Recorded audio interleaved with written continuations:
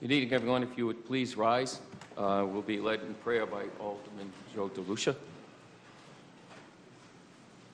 Almighty God, we ask for your blessing upon the members of this council as we assemble here in this chamber to conduct the ongoing business of our city.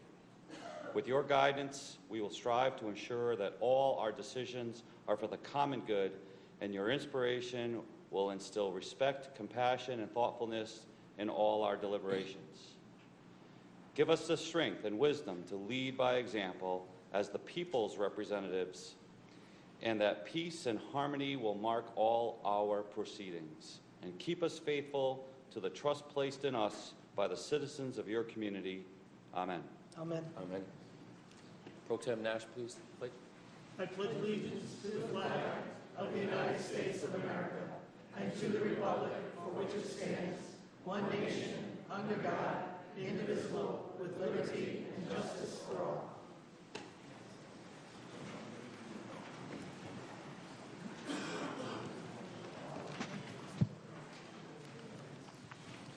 I'd ask for a motion, please, for the adoption of the minutes of May 7th, 14th, and 21.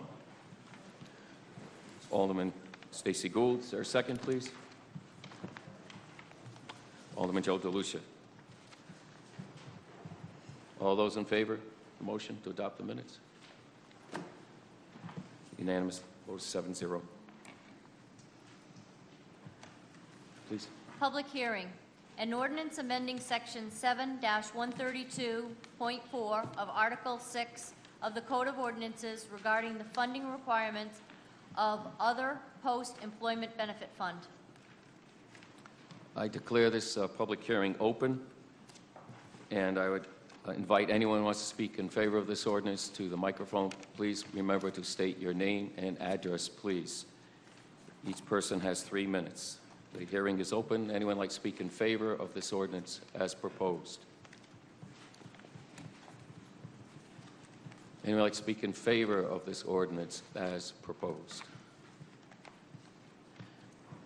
Would anyone like to speak in favor of this ordinance as proposed?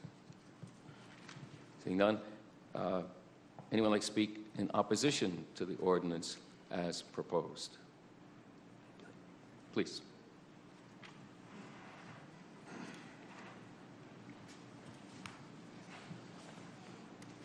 Turning me on early, you don't have my clock running, do you? Good evening, Michael DeZavitt, 248 Browning Road, lifelong resident of Norwich, currently president of Norwich Firefighters Local 892. I'm here tonight to speak on funding requirements for other post-employment benefits known as OPEB. That ties into tonight's cuts as well. I'm done talking to the council because this issue is a foregone conclusion for them, it appears. Ladies and gentlemen, you may not think that cutting the contributions to OPEB for city employees is that big of a deal. However, if OPEB, just like pension contributions, are funded each year, it alleviates the long-term financial obligation the city has promised to its employees. The governmental actuary itself, GASB, which stands for Governmental Accounting Standards Board, which the city follows, puts out a clear statement for a city's sustainability. Directly from their website, quote, OPEB is not a legal or contractual obligation of the government. Consequently, the benefits or an employee's eligibility to receive them could change in the future. My words now, that's what the city is doing here. They're changing them no matter what the city worker says, so the citizens should know what the ramifications of these actions are. The city is knowingly underfunding promises it's made to its workers that will still eventually need to be paid. Back to the website. It goes on, quote, regardless, GASB believes that a government has an obligation to pay OPEB based on the level of retirement benefits promised to an employee in exchange for his or her services. Even though the obligation is constructive and not legal, a reduction in OPEB could result in adverse consequences of the government or increase other compensation costs, end quote. The city will not fully fund this, not just this year, but potentially each year until July 1st, 2022. Today, I came to City Hall to get some basic questions answered. How does underfunding this for the year impact future projections? How about all 4 years? When no one can give me an answer, that leaves one reason at how we arrived here. Politics. There is no plan to these actions. Certain council members are committed to save now and push the required funding over 4 years into the future. This way, it's a problem for another council to handle. How convenient. Norwich firefighters are committed to our job regardless of politics. I cannot express how disappointed we are that answers to simple questions continue to fail the common sense test. I hope that you seek us out on social media, follow us on our Facebook page, which is Norwich Firefighters Local 892, Twitter or Instagram, and see the great work done every day. Ladies and gentlemen, I'm sure we will hear deflecting statements on why this practice would be okay through 2022, and all of it will just be excuses to justify doing a wrong thing. Thank you. Thank you, sir. Anyone else like to speak in opposition, please? Yeah. Sir.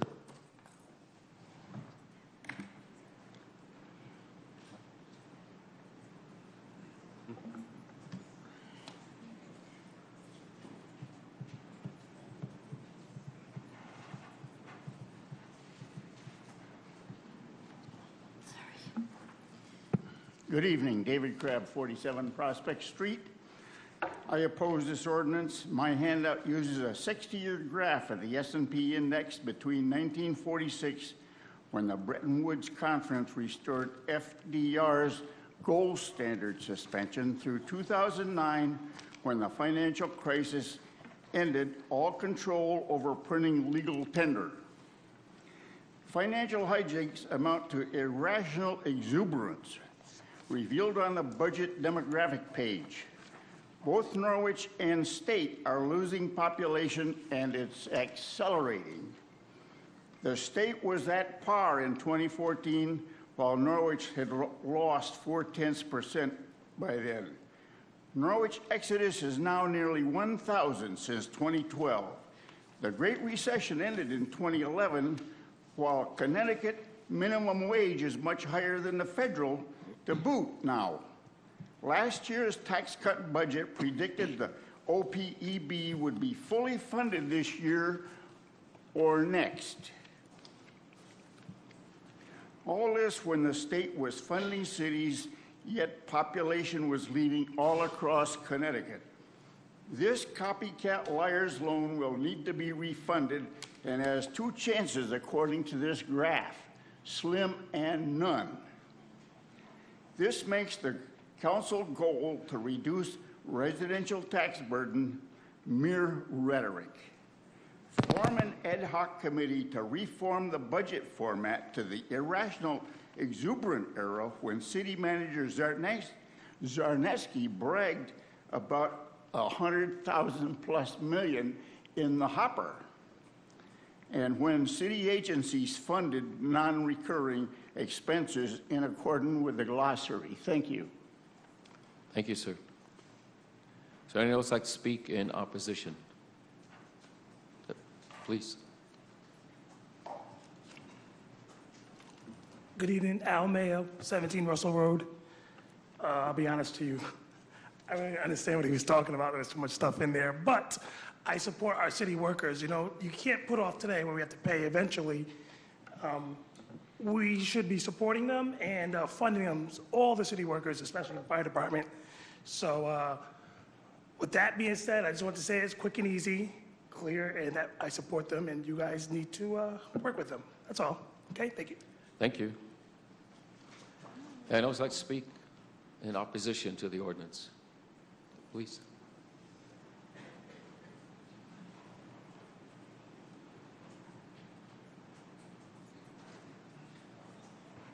Good evening, Sheila Hayes, 382 Laurel Hill Avenue. My concern is reducing, as was stated earlier by all three gentlemen. It is, if you reduce the amount that is due to the OPEB, or you're not saving the city any money. You may be able to do something with the budgetary amount funds this year, but those costs are going to be borne by someone down the road. But more importantly for me, I serve on, as many of you know, I serve on the Personnel and Pension Board. And my question is why wasn't a question like this brought to us, or why weren't we asked to look in and give our opinion about it, or come up with some other suggestions last month as to what we felt may have been a more feasible way to approach this versus just coming in and saying, over the next 4 years, you have a right to fund it at zero if you so choose to, or some level than what we've been working with our actuarial and the controller and the treasurer. And it's not just the firefighters. This affects all of the workers in the city, public utilities, Board of Education. You know, it affects everyone across the board. So I just, again, get concerned where you ask us as volunteers to meet and do our due diligence, but you don't ask us to weigh in on something that you're proposing or would like to propose to get our opinion about it, or at least some input before you propose it here at a public hearing. I thank you. Thank you.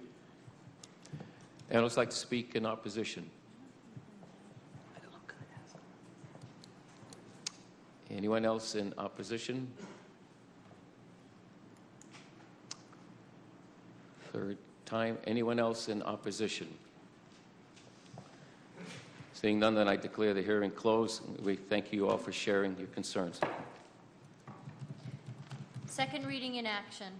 An ordinance amending Section 7-132.4 of Article 6 of the Code of Ordinances regarding the funding requirements for other post-employment benefit fund. I entertain a motion to bring this ordinance forward and waive the full reading. Alderwoman Stacey Gould, is there a second? President Pro Tem Nash, is there discussion? President Pro Tem Could we Nash. ask if the comptroller could come up and explain the situation a little better to answer some of the questions that some of our speakers raised at the podium? Josh, please. Good evening, everyone. So this proposed ordinance would, it says that the city may contribute less than the amounts prescribed in the normal policy that was put into effect in 2014. So funding the OPEB less now would mean that it would cost more in the long run. But having said that, the city has one of the best OPEB funding ratios in the state. We're in the top 15 out of the 169 towns. And in, for many of the city's bargaining, can you guys hear me okay? It's barely, but... Okay. Sorry about that. For many of the city's bargaining units, new employees are not eligible for post-retirement medical benefits. So many of these benefits are being phased out over time, and the cost of those benefits should be decreasing in the upcoming years.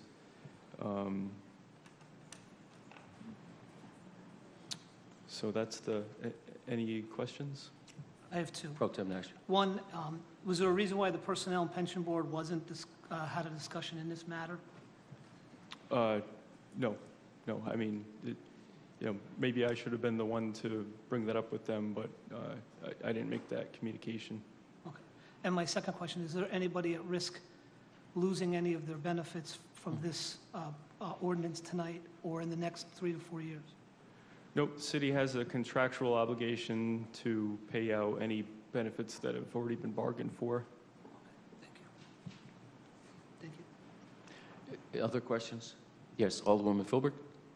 I would like to follow in the same vein as Mr. Nash. A lot of times when I sit up here, I have a hard time understanding how things work. I personally find it offensive that the Personnel and Pension Board was not asked about this. I mean, they're a volunteer board, but we've appointed them and given them a charge to do something. So do we just willy-nilly decide what we're going to bring before some boards and not before other boards? I find it offensive. Second of all, how are we going to make up the money that we kicked for the can that we kicked down the road until 2022? How are we going to make up that money? It would be increased contributions in future years. So it's rob Peter to pay Paul. Excuse me. There's no need for that. So, So, yeah, that's so the, we're robbing Peter to pay Paul. it's, yeah, pay Yes now or or no, pay Josh? later, correct. Forget the lawyer, forget the controller. Robbing Peter to pay Paul. Yeah, Okay, and that is poor fiscal management. Pure and simple. I sit here tonight in a quandary.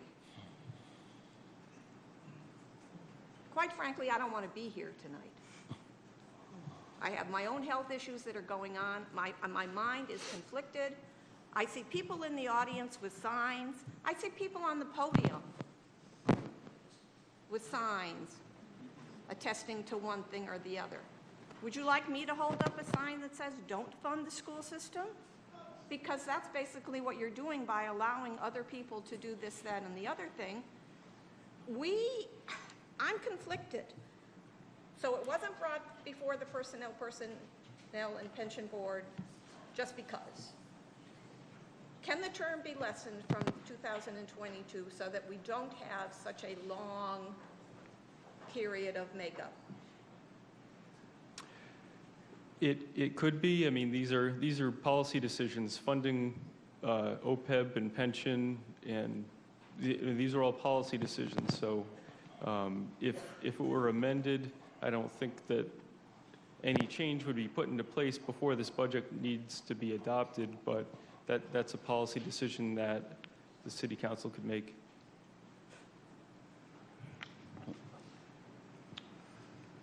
Alderwoman Philbrick, do you need the floor still? I feel like, Mike, when you can't get an answer to a question, how do you make an informed decision? How do you make a decision when you don't have the information?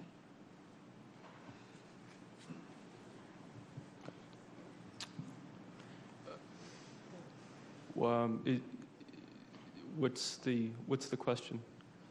The question is, how do you make a decision when you don't have how do you make an informed decision when you don't have information? I was completely unaware of the fact that the Personnel and Pension Board had not been, at least had this pushed across their desk. So, Is there further comment or question of our comptroller? Yes, Alderwoman Burnham. I think everybody here has kind of summed up a number of my questions, so thank you for answering them in advance. My main concern with this ordinance, and I can tell you why I didn't go to the Personnel and Pension Board, because the first reading was last meeting so that it could get dealt with in time for the budget, because this was necessary in order to make the budget that we're working on later work. So that's, one of the reasons that I don't know, I wasn't involved in this planning. But my major concern here is, unlike when we voted on the undesignated fund balance, there was a limit. While you said that the contractual agreement is for us to pay, and that's true, this is our obligation, we made these promises and we keep these promises, that doesn't necessarily mean we will have the money to pay. There's no limit here. So for instance, if we needed a little bit of a stopgap just for this year, for the Band-Aid that we're dealing with of this budget season, to say no greater than 10% either way from what our actuary recommended, that would be a limit. However, this is essentially a blank check for future councils. We may or may not be here, and I'm not comfortable with that. I understand the reasoning behind this, the methodology with implementation, that's what we're debating, but I can't support this because it is a blank check, and while we hope everybody in these seats would be good stewards fiscally, like Alderwoman Philbrick said, there's no guarantee, so I cannot support this ordinance. Thank you. Is there further? Yes, Alderman Browning. I'm just going to repeat comments made here, but essentially one of the hardest things for any democratic body to do is to save money. Once we allow ourselves to take money out of this account, it's going to be a never-ending temptation. We have a great deal of trouble keeping our pension fund above 65%. We may be under it even to this moment, and this is a slightly different account. It's OPEB, but I just think that once we start sampling out of this for the next 4 years, it's going to spiral. It's going to be something else where we can pull money out of whenever we're at a shortfall, and once you do that, you're never going to make the money up. So I'm voting against it. Thank you. Is there further comments? Yes, Alderman DeLucia. Thank you. So my name is on a resolution tonight that includes reducing the OPEB contribution, and I'm troubled by that, not only because of comments that I've heard tonight, but discussions I've had with my colleagues. And I will say that Alderman Burnham characterized what my intent and hope was perfectly when she said a one-time to stem the bleeding, I think it was, right? Band-Aid, because we have this monumental issue with funding our education system. And my conversation with staff was really to use this to try to partially solve that problem, as what I saw as a more emergent problem. I will tell you that the more we discuss it and the more that I think about it, I'm troubled by this. I'm concerned about the roughly $250,000 that I have gone along with proposing as an option here. We'll have to take that up when that resolution comes forward, but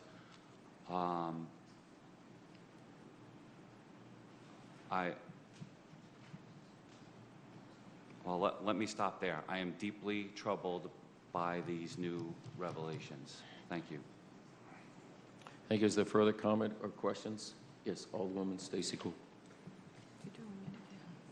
Just because we pass this ordinance tonight doesn't mean that in a year from now, we can't revisit this and say, you know what? We did the one-time removal of money to make up the bleeding shortfall that we had over here, but we're not going to do it anymore. So just because it says that we could do this until 2020 doesn't mean that it can't be changed again. And if there's different people sitting up here and they are not fiscally responsible, then you can make your complaints well known to people and have them removed. But just because it says we can do this for 5 years or up to 5 years doesn't mean that we have to do it. Yes, it's a little bit of leverage. Yes, it's to help in a stopgap situation. But just because we do it one time doesn't mean that we have to do it every time. And it doesn't mean that we can't change this ordinance back to another modification of the original ordinance. Thank you. Is there further comment? Any other questions of our comptroller? Thank you, Josh. I'm just going to give a little history on this. 6 of the 7 members of this council authorized the city manager and the comptroller to come forward with exhibits 1, 2, 3, 4, and 5. And so this recommendation for consideration actually started then, back in May, and was publicly noticed, publicly made aware through the newspapers and so forth, and no one from the Personal Pension Board ever sat forward to make a concern known. I'll share something else I have a concern with the Pension Board since we're talking about it. They haven't allowed an RFP for the company that manages our pension fund for over a decade. And they were approached a year ago to consider that. They rejected it. So who's watching out for the taxpayers? I'm not sure anymore. A 10-year deficit in an RFP for something as important as managing our entire pension fund? How do we know we couldn't get it for less than what we were paying? That's one thing. Again, 6 of the 7 here voted to tell the city manager and the comptroller to create these exhibits with the attempt to save money. So we own the issue coming forward. The 6 of us who voted for it. All of us who voted for it. This is not a mandate. The word is may. And in fact, tonight, even if this ordinance passes, there still may be no shorting of that account, because that's a separate vote later tonight. So don't think it's a done deal if this ordinance does receive a majority vote. It's not. It will be revisited tonight by all of us again, which is the right way, right here in the public. Mr. Mayor. But this wasn't a surprise to anyone if you're listening and following what's been going on. It's been public information that this was proposed for over a month. And I don't want anyone leaving tonight thinking this was just pulled out of a hat. It was not. It was a recommendation from our administration because this council sought to reduce the city manager's proposed budget. This was one of the recommendations they offered. You can't vote on it unless the ordinance is voted on first. That's the mechanics. You have to do one. If this ordinance fails, there won't be a vote on the other following during the budget discussion. This only gives the council discretion to do it. That's all it does. Yes, please. Hi, sorry. My Second time. Go right second ahead. time, I'm counting. Just so that we just understand the record and the, because it is a confusing situation, especially for people that are up here, that are new. These reductions started in Exhibit 4, which were voted down. Correct. So these were brought back. So this council voted against bringing these forward, and now they're being brought back. So I think it's just a matter of procedure and how we got here. And in fact, in this exhibit, which was one of the reasons for my concern, was, I quote, reducing the OPEB contribution would require an amendment to the city's funding policy, which we're addressing right now. This would increase the long-term costs for these plans and would likely result in a downgrade in our bond rating. Is there further discussion? We'll call the roll then, please. Alderwoman Philbrick, Yes. Alderman Browning? No. Alderman DeLucia? No. Alderman Burnham? No. Alderwoman Gould? Yes. Pro Tem Nash? Yes. Mayor Nyssen votes yes, 4-3.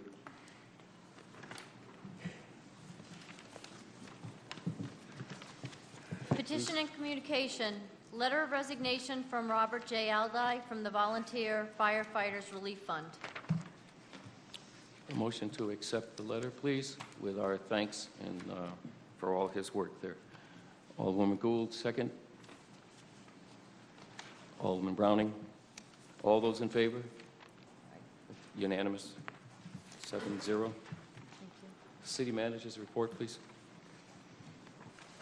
Thank you, Mayor. This is the City Manager's report for June 4th, 2018. The Mayor, Council members Gould, Nash, and NCDC President Bob Mills and I attended a meet and greet at the Mohegan Tribal Government Office Building. We had the pleasure of meeting Kevin Brown, Mohegan Tribal Chairman, and his staff, and other, actually I want to add other members of the Tribal Council. I attended the Southeastern Connecticut Council of Governments meeting on May 23rd, where they discussed an overview of the shared services study regarding regional revaluation. John Filtrack, Executive Director of Northeastern County Connecticut Council of Governments, spoke at the roundtable event. There was also discussion regarding the tax impact of non-profits on municipalities. I attended the Harbor Management Commission and NCDC monthly meetings and the workshop for the City Council and Board of Education. I attended the Connecticut Town and City Managers Association annual meeting on June 1st that was held in Portland, Connecticut. I met with Jeff Brining, Norwich Public Utilities Division Manager, who updated me on the status of the installation of LED street lighting in the city. I also met with the fire chiefs regarding the ICM bridge communication system. I received notification from Christine Rogers, Senior Development Manager of the Women's Institute, that they have their building permit and the stabilization of Read and Use building has started. I attended a presentation by a New Jersey developer who purchased the former restaurant building located at 327 Lower Hill Avenue. He presented plans for the property and is very excited about the project. I attended the Norwich Historical Society's press conference at Buckingham Memorial on Main Street, The Historical Society announced that energy-related renovations that will take place at this historic site. The group participated in the 2017 Connecticut Neighborhood Assistance Program, which offers companies a tax credit in the amount they donate to tax-exempt organizations. My assistant, Jackie Barbarossa, who also is the city's liaison for the Neighborhood Assistance Act, has received 10 applications for the 2018 program. The public hearing for the applications will be held on June 18th at the June 18th council meeting. My assistant attended the Community Foundation of Eastern Connecticut 2018 North Youth Grants presentation that was held at Otis Library. The Norwich Recreation Department, Norwich Youth and Family Services, and Norwich Public Schools each receive a grant in the amount of $10,000. The Norwich Youth Grant totaled $183,650 this year. The grant supports youth development programs and services for economically and socially disadvantaged Norwich youth to help fill the gap in services left by the closing of the YMCA of Southeastern Connecticut. Congratulations to all of them and the children who will benefit from these programs. The charcoal artwork from our Piece of the Pie that has been on display at the City Hall last year will have a permanent home here. It is currently displayed on the second floor and will be hung on the wall in the next few weeks. Thank you for our Piece of the Pie for letting us display this vision of 15 young adults who participated in creating the artwork.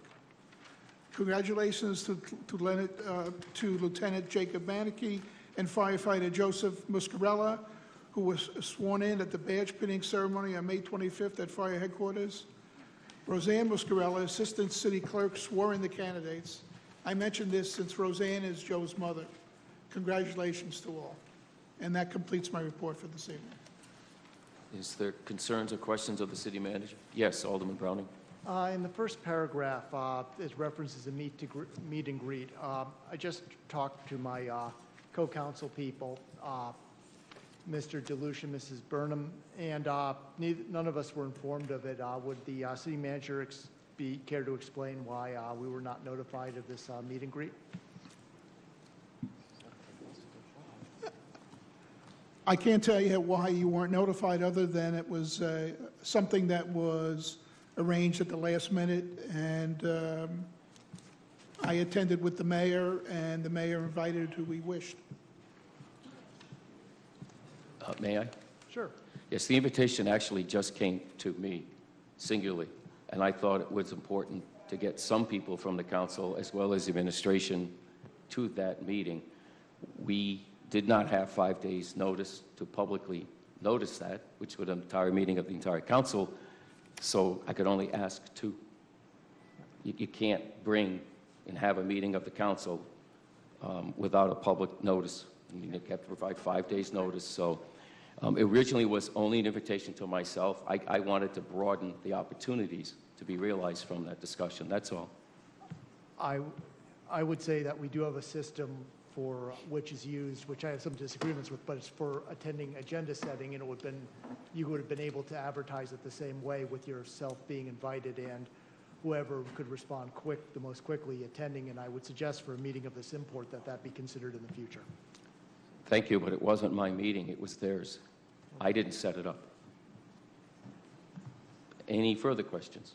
Yes, Alderwoman Filbert. What is the status of the ICM bridge communication system? It's being implemented. The final question was answered at the meeting and relayed to the IT staff who was implementing the project. So it's complete, and it's I don't know if it's been implemented this week, but there's no further barriers to implementing it, Ms. Filbert.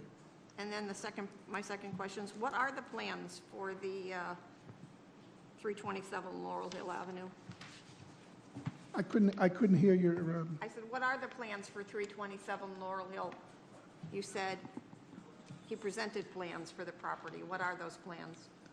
A restaurant. Okay, restaurant. The further questions? Thank you, John. You're welcome. Next, we have citizen comment on resolutions. I have a sign-up sheet. If you did not get a chance to sign up, you still absolutely have the opportunity to speak. I'll go through the list first.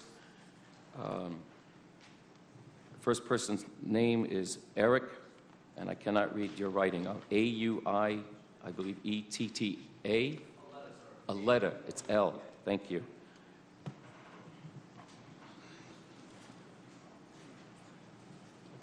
Hi, my name is Eric Aletta, 41 Church Street. I would like to thank the council members for the opportunity to speak with you. I moved here from New York about 4 years ago. I love the area so much I decided to open a business, but I knew I wasn't a business person, so I bought a franchise. I'm the current owner of Mr. Handyman of Norwich, London, and Glastonbury. In trying to open a business was very daunting. One of the biggest things was the location. I stumbled across the Foundry and the NCDC, and it's been a home run for me ever since. One of the things they don't tell you as an entrepreneur or as a franchisee owner is that once you open those doors, you're all alone.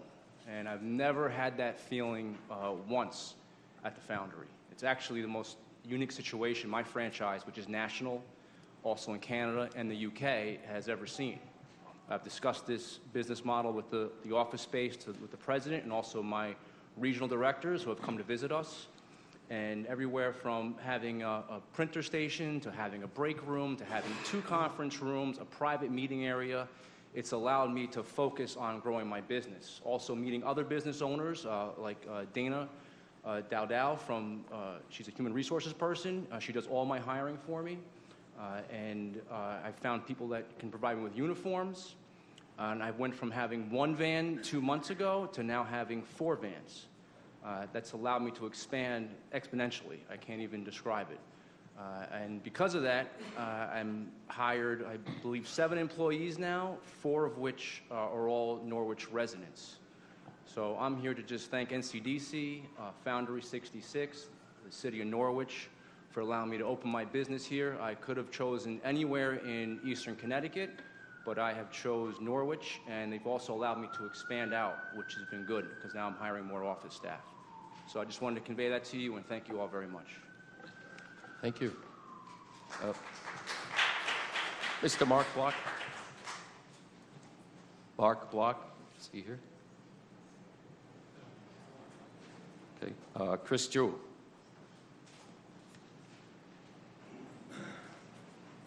Good evening. My name is Chris Jewell of 274 Pleasant View Terrace in Sprague, Connecticut.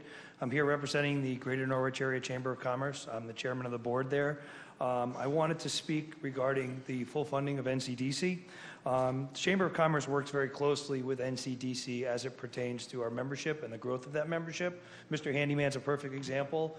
He's someone that was referenced to us at the Chamber from NCDC. So NCDC and we at the Chamber collaborate very, very well together. We meet monthly where we discuss the ongoings of the area. We have over 470 members in our Chamber of Commerce, which has grown significantly. Most importantly, we've had 0 dropped members. So that's the thing we are most proud of. One thing I also wanted to speak on real quickly is I also happen to be the chair of the Eastern Workforce Investment Board.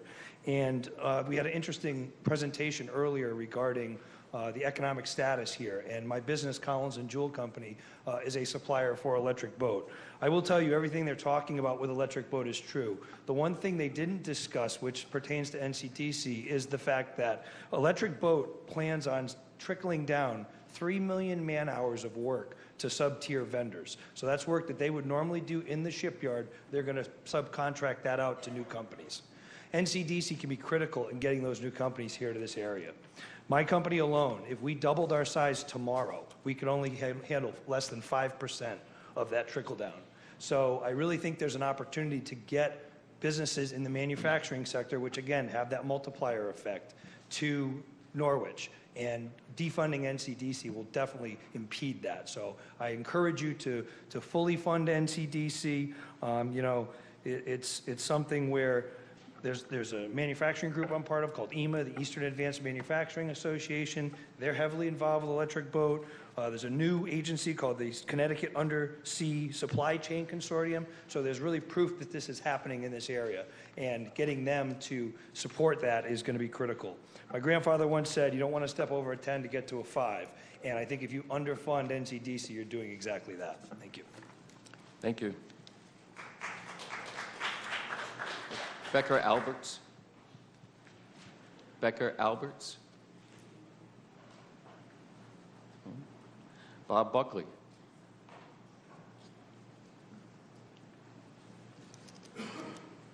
Good evening. My name is Robert Buckley. I reside at 18 Linden Parkway in Norwich, and I'm a lifelong resident of the city. In addition to be a resident of the city, I'm also chairman of the board for the Norwich Community Development Corporation. And I'm asking you to carefully consider any reduction in the city's contribution to NCDC's operations. As a property owner in the Consolidated District, paying 49 mills of property taxes, I'm very concerned with reducing the expenses of the city and increasing the grand list. While decreasing costs is a short-term way of keeping taxes down, it also decreases the services that taxpayers receive, a situation that, in combination with a very high tax rate, the Consolidated District is now the third highest taxing district in the state. Further degrades property values and necessitates a further increase in the mill rate. This is not a sustainable situation. A more sustainable scenario is to increase the grand list by increasing the values of properties currently existing in the city or encouraging the construction of new properties. This is what Norwich Community Development Corporation does. In the previous year, NCDC has been instrumental in taking 66 Franklin Street from a vacant, rundown eyesore of a building that had been empty for over 10 years and turning it into a vibrant entrepreneurial community filled with people and businesses that view being in an urban downtown area as an asset rather than a detriment. In combination with the investments made by These Guys Brewing Company and Epicure Brewing Company, NCDC has created 150 yards of Franklin Street that is now a vibrant, active part of the downtown and has become a destination for people from out of town. NCDC has also been actively involved in the redevelopment and reuse of the Panema Mills in Taffville, a project whose cost basis and viability is greatly enhanced by NCDC's expertise in facilitating federal and state funding sources, as well as using NCDC's 503C status to waive some Connecticut state sales tax liabilities to the developers. NCDC also manages the Norwich Industrial Park and oversees the downtown small business loan and rate abatement programs that have helped several small businesses in the downtown area. In short, any motion to reduce funding to NCDC is also a motion to retreat from the positive effects NCDC has had on the city over just the last year, and a clear sign to the business community and surrounding towns that Norwich is not a community that welcomes new businesses or wishes to remain competitive in the marketplace. Thank you. Thank you. Arnold Acina. Arnold Acina.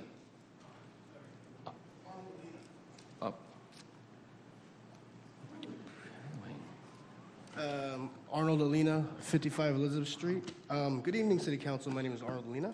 I am addressing you this evening in regards to the funding of NCDC. NCDC has been an integral part of my business and livelihood here in the city. I've been in business for 5 years now, and the first 3 were the hardest. I remember the first time I walked into NCDC and Foundry 66, and I met Bob for the first time.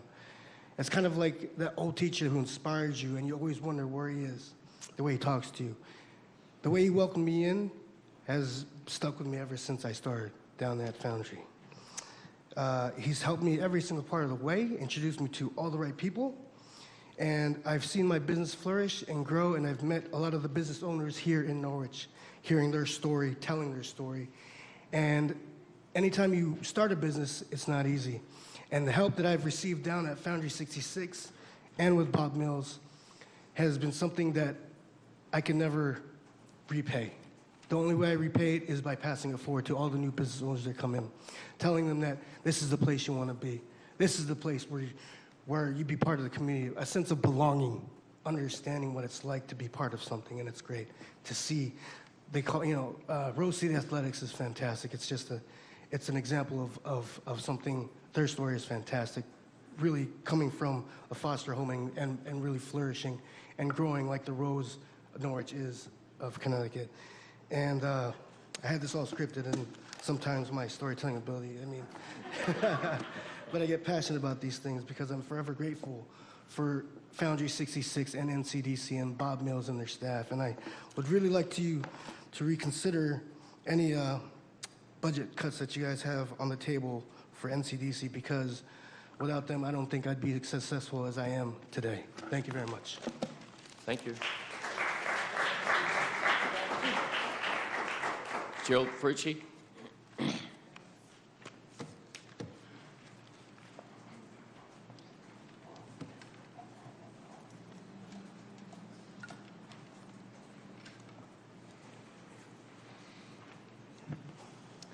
Hello, my name is Jill Fritchie. I'm the community manager for Foundry 66, a shared work co-op space powered by NCDC.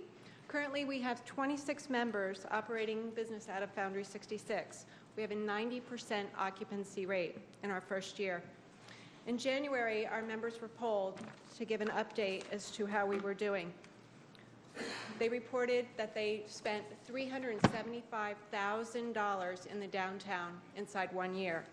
Those same 26 businesses brought in over 6,760 clients into the downtown. We haven't figured out a way to poll them, but imagine the economic impact that that group has had.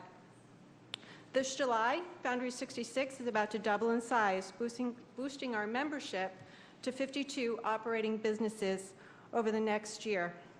We've estimated over $1 million of direct economic impact in the downtown. 90% of our offices in Phase 2 have already been pre-booked. The demand is there. When Phase 2 opens up, we'll have expanded our conference space from 2 conference rooms to 4. We can only imagine what those 4 conference rooms will do to the downtown. And I'd be happy to come back next year and report those numbers to you. The letter that I passed out to you is what I wanted to spotlight one of our members, and that's the Rose City Athletics. They're 6 months into business. They have over 200 members in the downtown. Every week, they bring their athletes into the city, and they've not only changed the financial landscape of the downtown, but also they've impacted what the streetscape looks like with all the athletes running around. In addition to Foundry's, the second phase, we have 2 more phases that will be coming online in the next 2 years. The third phase will include a shared retail center featuring 8 small retail businesses structured similarly to the Foundry 66. I've given you some pretty exciting numbers. I'm excited about them associated with economic development. But there's one number I want you to remember, one crucial number, and it's the number 1. Over the last few years, the City Council has reduced funding to NCDC that we only have 1 employee, full-time employee, doing all the work for NCDC. I don't know how that is sustainable, especially with the economists telling us the predictions, Chris Jewell talking about the investment in Norwich. So I would like for you to reconsider any more defunding for NCDC. Thank you. Thank you.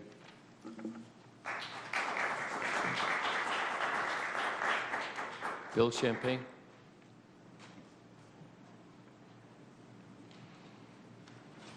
Good evening. Bill Champagne, President of the Norwich Historical Society. My address is 7 Northwest Corner Road, Preston. And on behalf of the Board of the Norwich Historical Society, we would like to speak about Resolution Number 4, the $50,000 proposed for marketing and branding. We think that's very important. It's a positive step for Norwich. And hearing the presentation from Don Klepper-Smith, there's the opportunity to invest, and I think this is a great opportunity. As Regan and I have said many times before you, we feel that Norwich's history and heritage are one of its greatest assets, and I'm confident that if there is a marketing and branding effort, heritage and history will be part of that. We would love to keep the momentum going. We've done very good things in the last several years with Regan's assistance. We'd like to keep that momentum going, and we'd be very happy to be part of a branding and marketing effort. And along with that, I'm going to echo everybody else's comments that NCDC, I think, is a very important component of doing that kind of thing. Thank you very much. Thank you. Molly Bruno?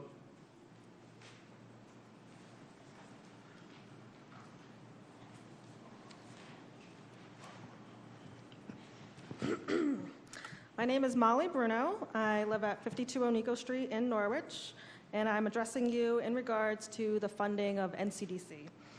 I chose to buy property and pay taxes here in Norwich because it is an affordable city, and I ended up with a two-family, so I am pretty much running my business out of my home.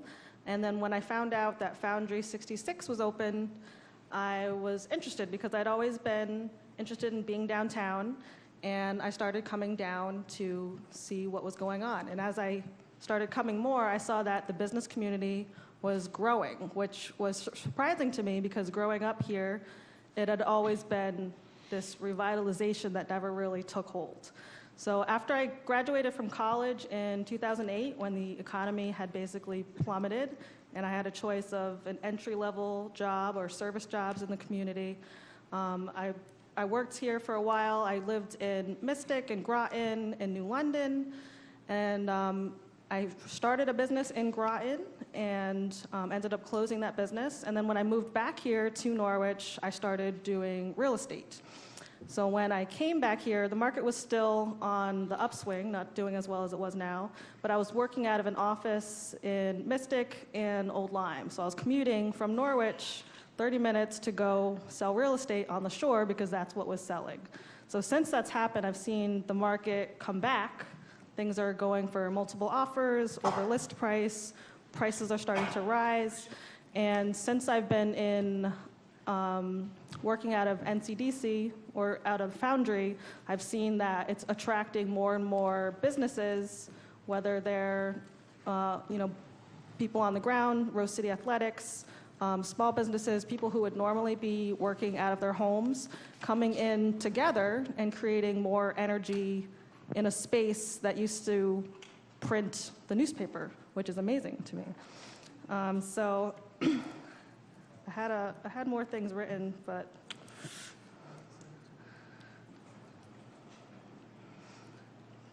so in essence, I would love to see the NCDC continue to get more funding and not lose any funding, and continue supporting the business community in Norwich. Thank you. Thank you. Chief Scan.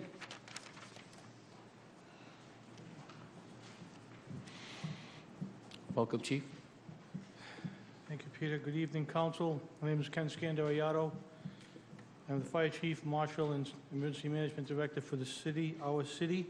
I'm here to speak to you tonight on Exhibit 6, number E, page 118, the reduction to be defunded of the Battalion Chief vehicle. I've always prided myself on coming to this council and asking for things that were reasonable but necessary. This vehicle is scheduled to be not unfunded, and I'm asking you to vote against this cut. Funding this vehicle will allow us to retire a 17-year-old response vehicle with greater than 200,000 miles on it. It acts as a utility and response vehicle. Purchasing a new one will provide one for two. It upgrades the EOC fleet for $0 by reusing the existing equipment we have. It's the only vehicle in the entire fleet set up for command operations. It services the entire city from 08 to yesterday. That vehicle, along with the battalion chief, has responded over 370 times into the town, as well as operating within over 2,000 times in the city. It's well worn. It's a necessary component to emergency operational control and public safety, and I'm asking for it to be refunded. The second item I'd like to talk to you about is a bit more complex, and that's on our Exhibit 7, second line from the bottom. Organization 02020, line item object 80017 CCD. There's a scheduled reduction of $156,000 in replacement costs. Now, over the last 3 years, what we have asked for and averaged out it comes out to $772,386. Now, what that does is it provides funding for contractual benefits that we are obligated to, sick vacation, injury rates, things like that. This cut is going to fail the contractual obligations we have to the local firefighters that we have signed an agreement with by underfunding the benefits that they're entitled to by over $200,000. It will leave me with $522,702, which again is around $200,000 less than what we usually spend over the last 3 years. I understand the economic climate. I understand the difficulties that you folks have, that we all have and share. What I'm saying is that this is a contractual obligation that cannot sustain this cut. What will happen is we will end up in the red at the end of this budget. And that shouldn't happen.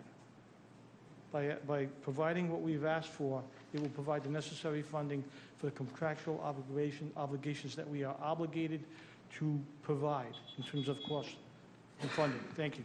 Thank you, Chief. Mrs. Heather Romansky?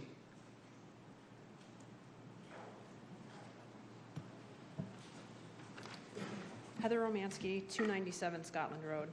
Earlier tonight, my 11-year-old daughter reminded me that the First Amendment ensures my right to be heard. I have great respect for that amendment and its place in our society, the opportunity to be heard in a forum like this, whether I agree or not. And if those who can speak don't, who will? So with that, I'm asking the mayor and the city council to fully fund the Board of Education's budget.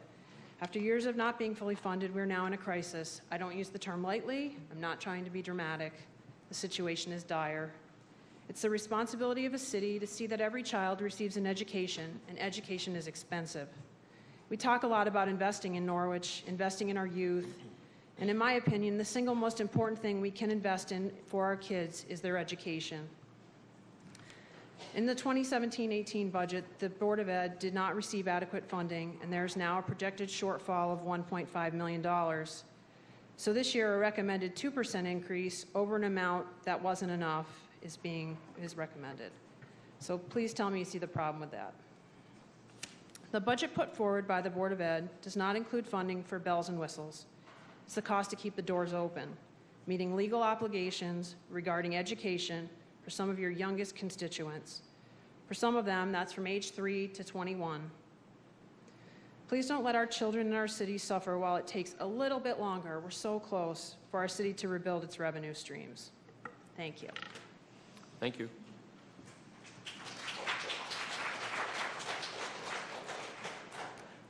Stacy Weckworth. Hi, my name's Stacy Weckworth from 26 Flyers Drive, and I stand before you tonight as a citizen, a taxpayer, but mostly as a mom to speak to you about funding the Board of Education's budget. I believe this is an investment in the community of Norwich at large. As a parent, it's been a bit of an emotional roller coaster residing in Norwich. We, as a family, are committed to this community. We contribute to this community, and every year we are asking ourselves, what cuts are we going to see in our children's school system? What resources will be taken away? And what will their class sizes look like? Do we stay? Do we go?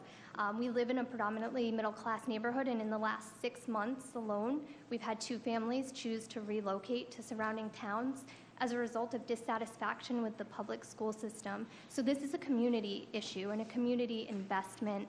I'm not standing here tonight asking you to fix the education system. I understand that your proposed increase wouldn't even begin to do that. I'm literally just asking that you guys maintain the system, because I feel as though failure to do that would result in further deterioration to a system that's already broken. And I think that that would have a tremendous impact on the community in the long term. Thank you guys very much. Thank you. Jessica Coy.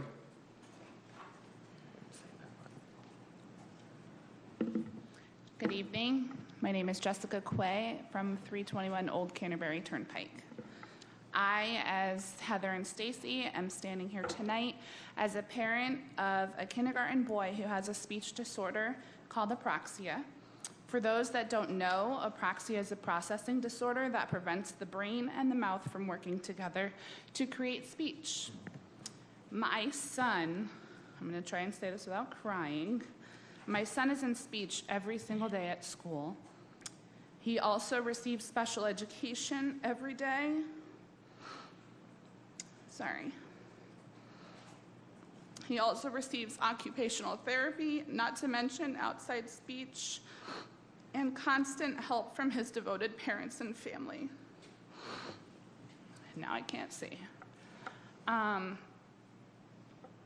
At 5 years old, he is now just starting to speak in sentences, and to other people besides his mom, sometimes that's not even able to be deciphered. How is he going to continue getting all the help that he needs in school if this budget is deteriorated and taken from our students? The amount of time that my son works on a basic task that we all are capable of, sometimes more capable than others. Totally just lost my train of thought. Anyways, I think we all need to think back to the times when your children were in school and think about what you would want for your children in this day and age for their education. That's it. Thank you. Al Mayo.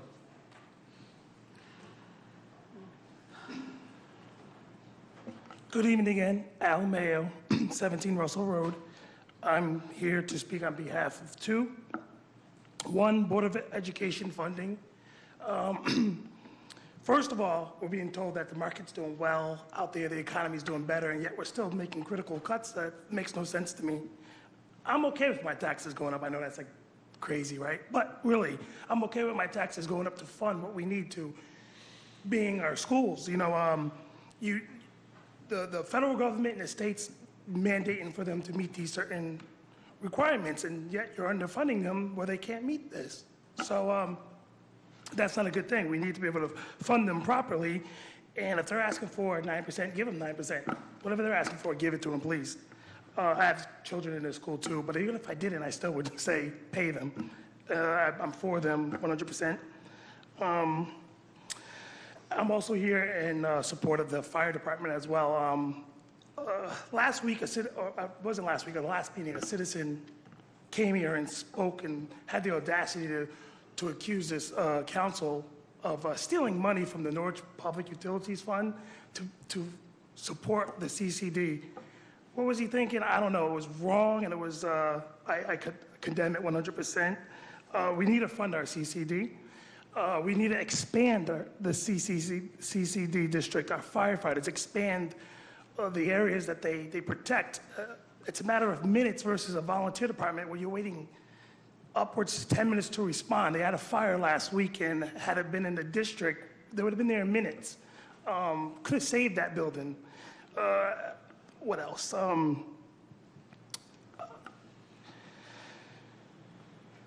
I heard the chief speak about the battalion chief vehicle that's 17 years old.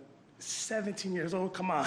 If I drove a car that was 17 years old, that'd be crazy. My car's like 3 years old. We need to support the fire department with what they need to protect the citizens of Norwich. He needs a new battalion chief vehicle. Get that vehicle for him. That's just bottom line, get it. As well as meeting the contractual obligations that they have every year. You cannot not pay that. You have to pay that. So I am 100% in support of our fire department. Love you guys. And I love our Norwich Police Department as well. I'm in support of them and the Board of Education. Give a shout out. Peace out. Thank you. Jacob Mankey.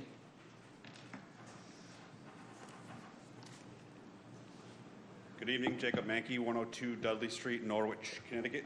Also the Director of Training and Safety for the Norwich Fire Department. I'm here tonight to speak against cuts made in Exhibit Number 7, specifically page 701-022-80059, reduction in Norwich Fire Department training, and the reduction of CCD replacement costs on page 126, 0202080017. When I spoke here before you during the budget hearings of the individual departments requesting a significant increase in our budget for training and safety, it was a high number. That number came back with a reduction from the city manager from $94,000 to $35,900. Now, we came back being responsible as the City of Norwich Fire Department and saying we've reevaluated our costs and we reduced that number to $77,000. And then today we face another cut of $1,900.35. This reduces our training, specifically in live fire training, in-house instructors for OSHA mandated training, non-mandated training of officer development, and other licenses required for our employees. Why is this important? Roughly 100 firefighters pass away annually in the line of duty. 3 of the 5 root causes are directly impacted by this budget cut: lack of leadership, training, and critical decision making. All those would be funded with a full funded budget in the training department. Also during that budget hearing, it was determined that part of the salary reduction, or the reduction in the line item for training, was that of salary being removed and placed into another line item. And tonight, we see that line item of salaries and overtime cost removed and reduced again. I ask you to fully fund the training for the Norwich Fire Department for the safety and well-being of our firefighters. Thank you. Thank you.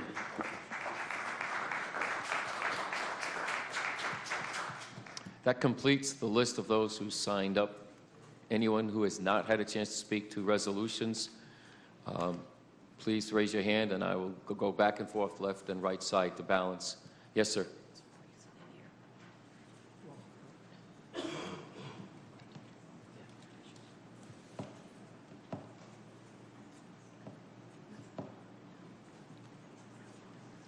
Good evening, Rodney Boyd, 62 Roosevelt Avenue. I'm a taxpayer in the city of Norwich, and I realize how much this budget means. I applaud you folks for putting the time that you have on this budget. I can tell by the way you talk, you have spent a bunch of time on this budget, and I appreciate it. However, as a taxpayer, I want to support you for trying to at least bring the tax bill down. You cannot particularly tax a group of citizens out of town. Make it so unbearable that they just want to leave town. You can't have people come in and say, well, they got a house for cheap and the taxes are going to be low. Now, there has to be some median that you have to strive for. You can't run businesses out of town by taxing them, and you will, because you're going to tax them the same as us. A machine worth $80,000 is going to be taxed just like a house is, and that is where the rubber hits the road. Now, I've been in this town now for 55 years. And I've watched our indebtedness grow year after year. I refer to it as our credit card. You're going to make a budget this year, and you will probably have 3 items during the coming year that are bond issues.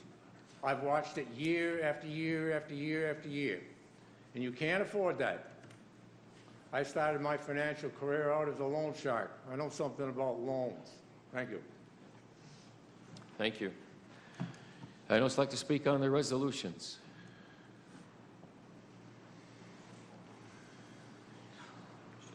Please.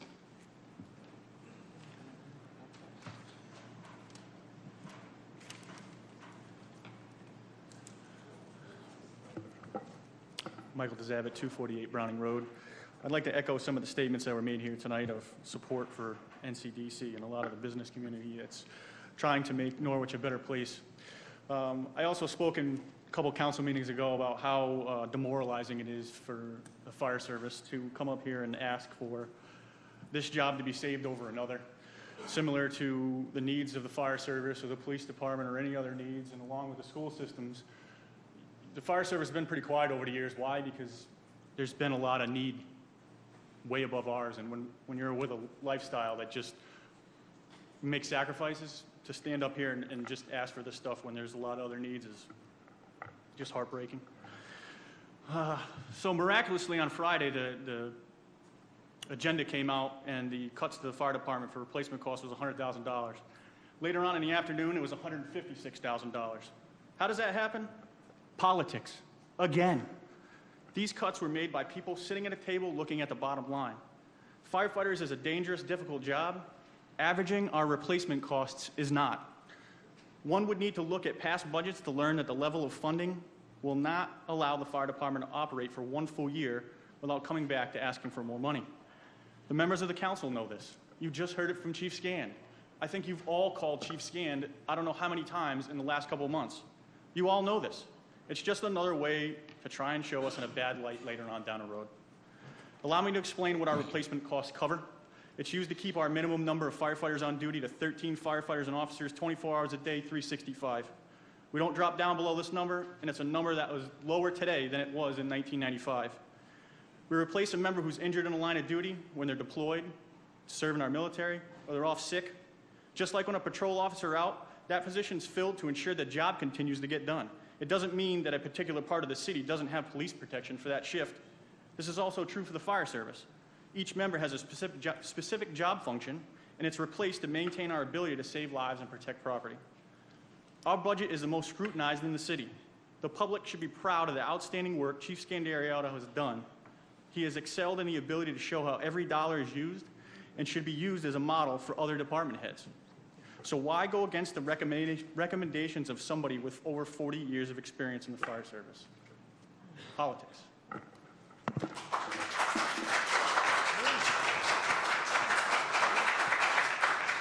Thank you. Anyone else like to speak to resolutions on the agenda? Yes, sir, Mr. Kreiber.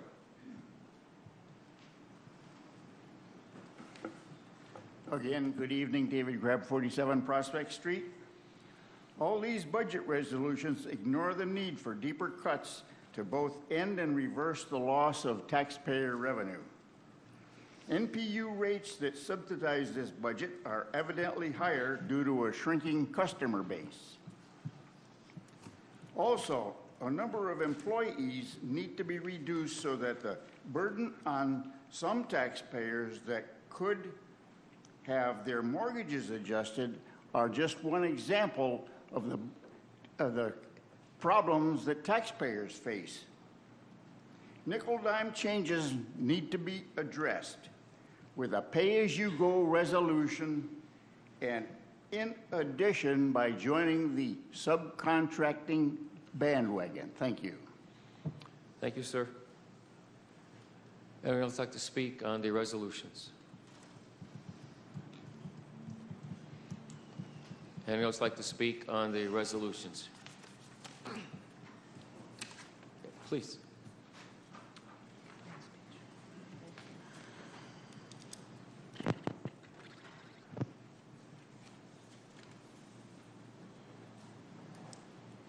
Good evening, Darrell Wilson, 32nd Street. So I've come here to every single meeting, and we're back in the same position we've been at least the last year. But we're in a more dire situation this time. We talk about a city is based on your values, your morals. This budget, in some areas, taxpayers pay for certain services, for certain levels of what they're getting in their return investment. We've had a lot of people come up here and talk about investment. But one of the pieces that we continue to fail year after year is the investment in our youth. The investment in, we talk about job training, we talk about economic development here in the city. How can we sustain that if we're not educating our students appropriately and funding them to get those necessary skills developed to get jobs in this region years down the road. Because our educational budget just doesn't cover K through 8. We also have high school students that we're also educating. So I want you to think about that as you sit here tonight. Yes, it's a high number, but at the end of the day, the investment in economic development for the future lies in your hands when you talk about educating our youth. Thank you. Thank you.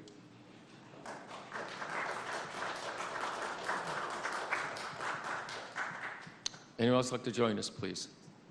Speak on the resolutions on the agenda.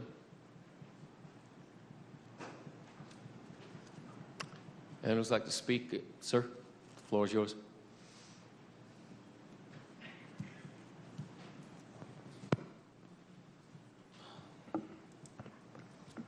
Gotta raise this a little bit.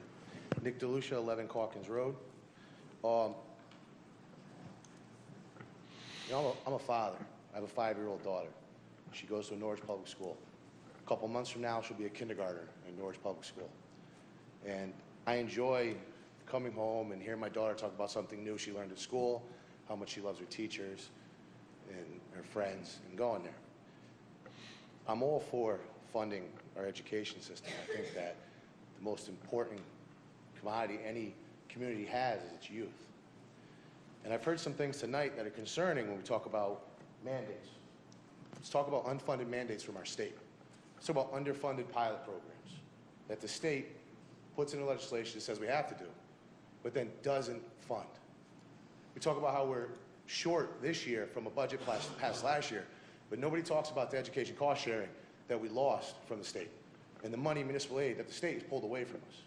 But we bash our city council and our mayor and our city manager for trying to be fiscally responsible and fix a budget that we're living on the back of what the state's doing to us, pulling the rug out from underneath us and saying, we're going to give you this kind of money because we want you to do these programs, and then pulling it away. And then we come after our city and say, well, that's not right. We need more money. Let's raise taxes. I applaud individuals for having the foresight to look forward and say, well, this happened again next year, like it's happened the past 3 years, but we can't get a budget in our state that affects us municipally. Obviously, all of us would love to not have to work on the back of the state's budget. But at this point in time, it's not possible. So I'd love to give everybody everything they want, but to what cost? How much is it going to cost me? Can I afford to be here? Can I afford that? I'd love to walk my daughter down the aisle of Walmart and get her every toy she wants. I got a mortgage to pay. I got to put food on the table. So I'd like to say thank you for everything you guys are doing and having the foresight to go forward and look at what's going to happen this year or next year and find a way to offset the costs we might lose, the funds we might lose. Thank you. Thank you. Anyone else like to speak on the agenda? Anyone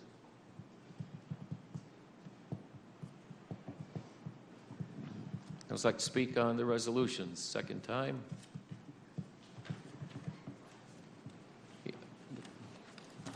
You're up, sir.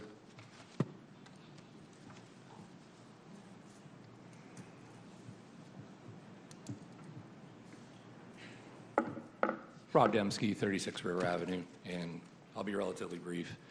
I'd just like to say how impressed I was with the people who came up and spoke, particularly from their experience at Foundry 66, and the success that that has been and will continue to be with the announced plan for expansion.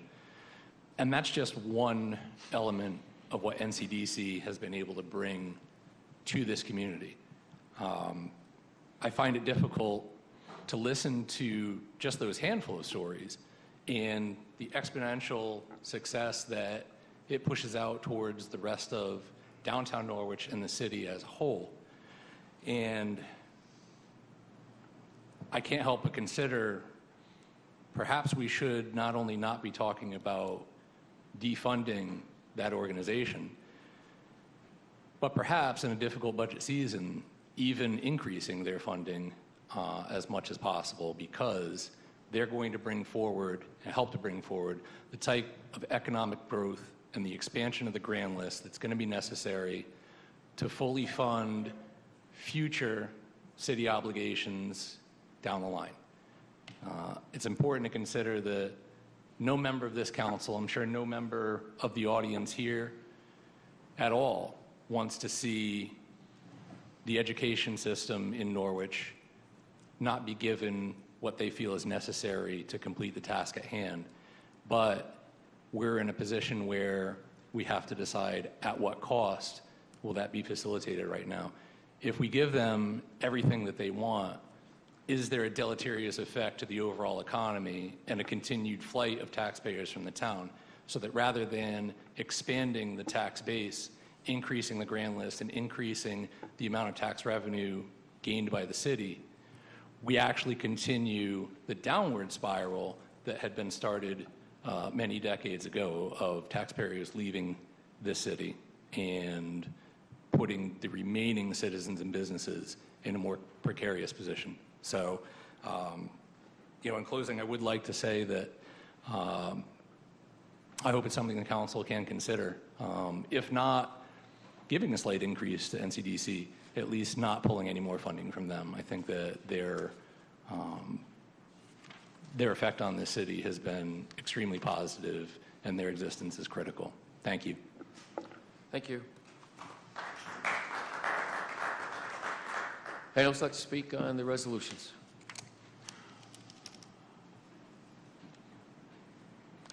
Anyone else like to speak on the resolutions?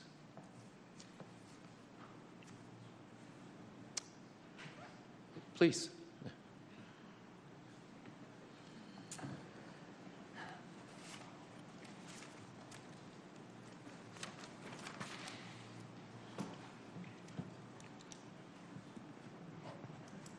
Good evening, Aurelia Salesius, 8 Traders Court.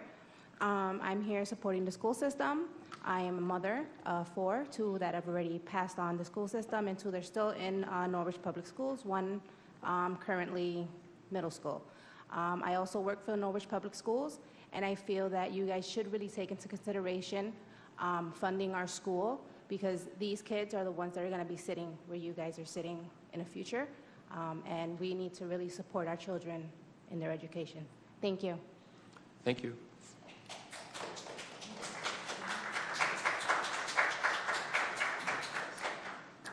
Anyone else like to join us and speak on? Yes, sir, please.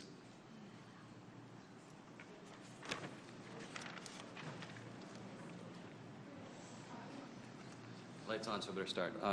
Rob Anders, 31 East Avenue. There are a couple numbers that I noticed earlier on in the evening that people were speaking about, mostly when they were speaking about the OEP, is it OEPB?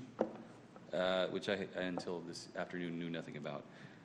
You're going to be asked later on to consider reducing that, which is what you gave yourself the flexibility to do earlier on your vote.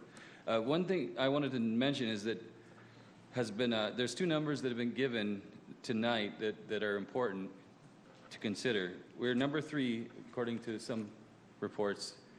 We have the top 3 mill rate in the state, which means there's only 2 towns in the entire state that have a higher tax rate than our town. So, I'd like Norwich to be number 1, but that's not really the thing I want it to be number 1 in, as the highest tax rate. I'm not sure who the other 2 are, but I don't think I'd want to move there.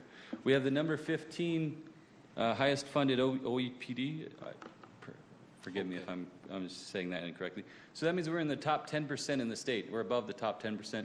Is Norwich really a top 10% funding city? Are we Darien? Are we Greenwich? I mean, we're basically, we've got a tuna fish salary, but we're trying to eat caviar every night. So we got to consider what we're doing here. That's about all I have to say. Is that we need to really understand who we are and what we're doing. And I think that their budget addresses those issues. Thank you. Thank you. Anyone else like to join us, speak on the citizen comment?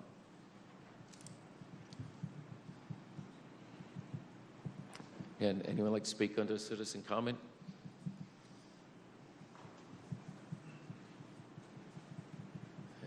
Third time. Anyone like to join us on the citizen comment? Yes, please.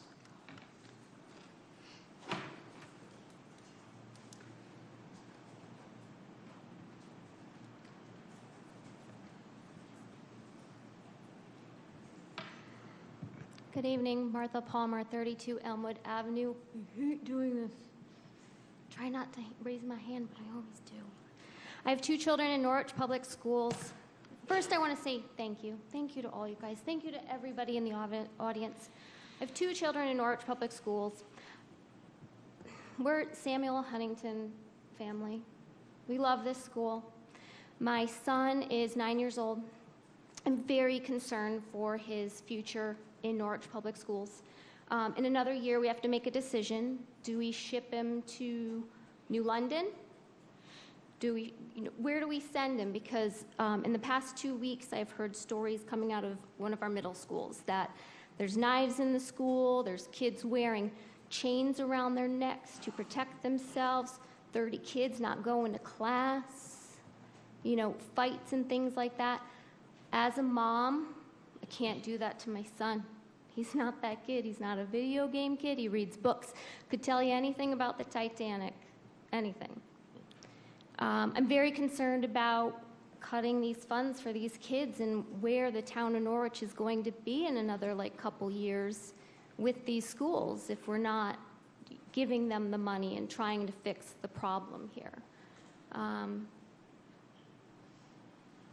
That's really all I wanted to say. Thank you very much. Thank you. Anyone else like to speak under citizen comment?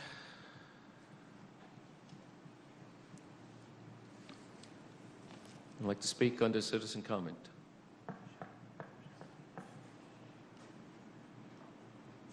And the third time, anyone like to speak under citizen comment? Seeing no one else, I then declare it closed. Thank you all for sharing.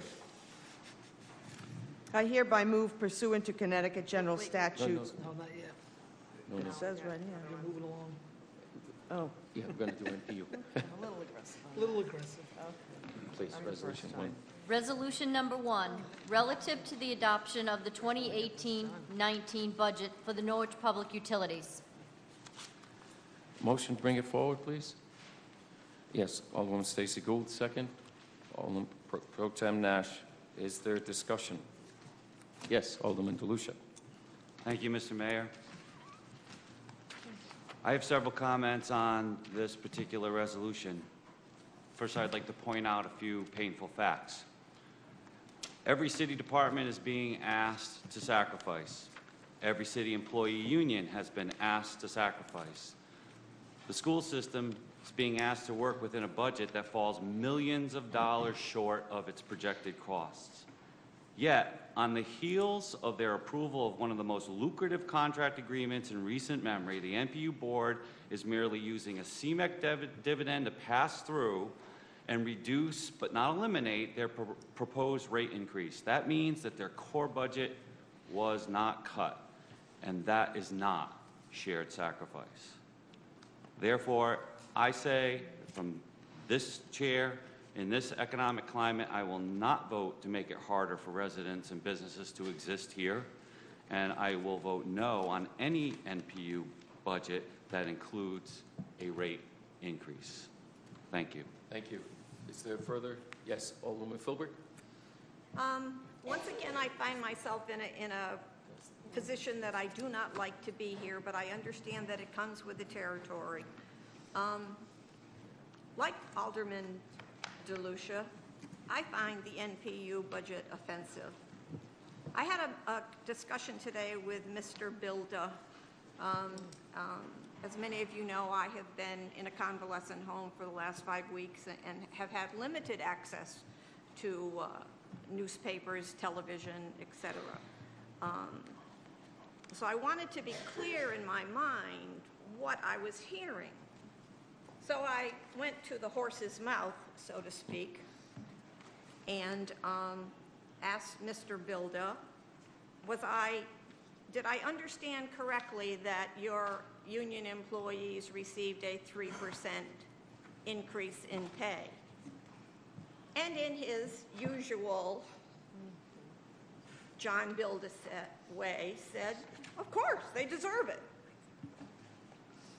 And I said, why do your employees, who are the highest employees in the city, deserve a 3% raise while the rank and file, who are not making the six-figure sums, not getting. And he goes, whoop, because we're worth it. Then I said to him, explain to me the incentive, the $3,000 and change incentive, so that if you're an employee of NPU and you live in the city for more than a year, you get a $3,000 and change bonus. And I said to Mr. Bilda, and where does that money come from? And he kind of laughed and said, well, the ratepayers, of course, that's where we get all our money from. I find that offensive. I find it extremely offensive. That's a word I'm going to use many times this evening. But here's my dilemma. If I vote no on the NPU budget, and let's just say hypothetically that a majority of us vote no on the NPU budget,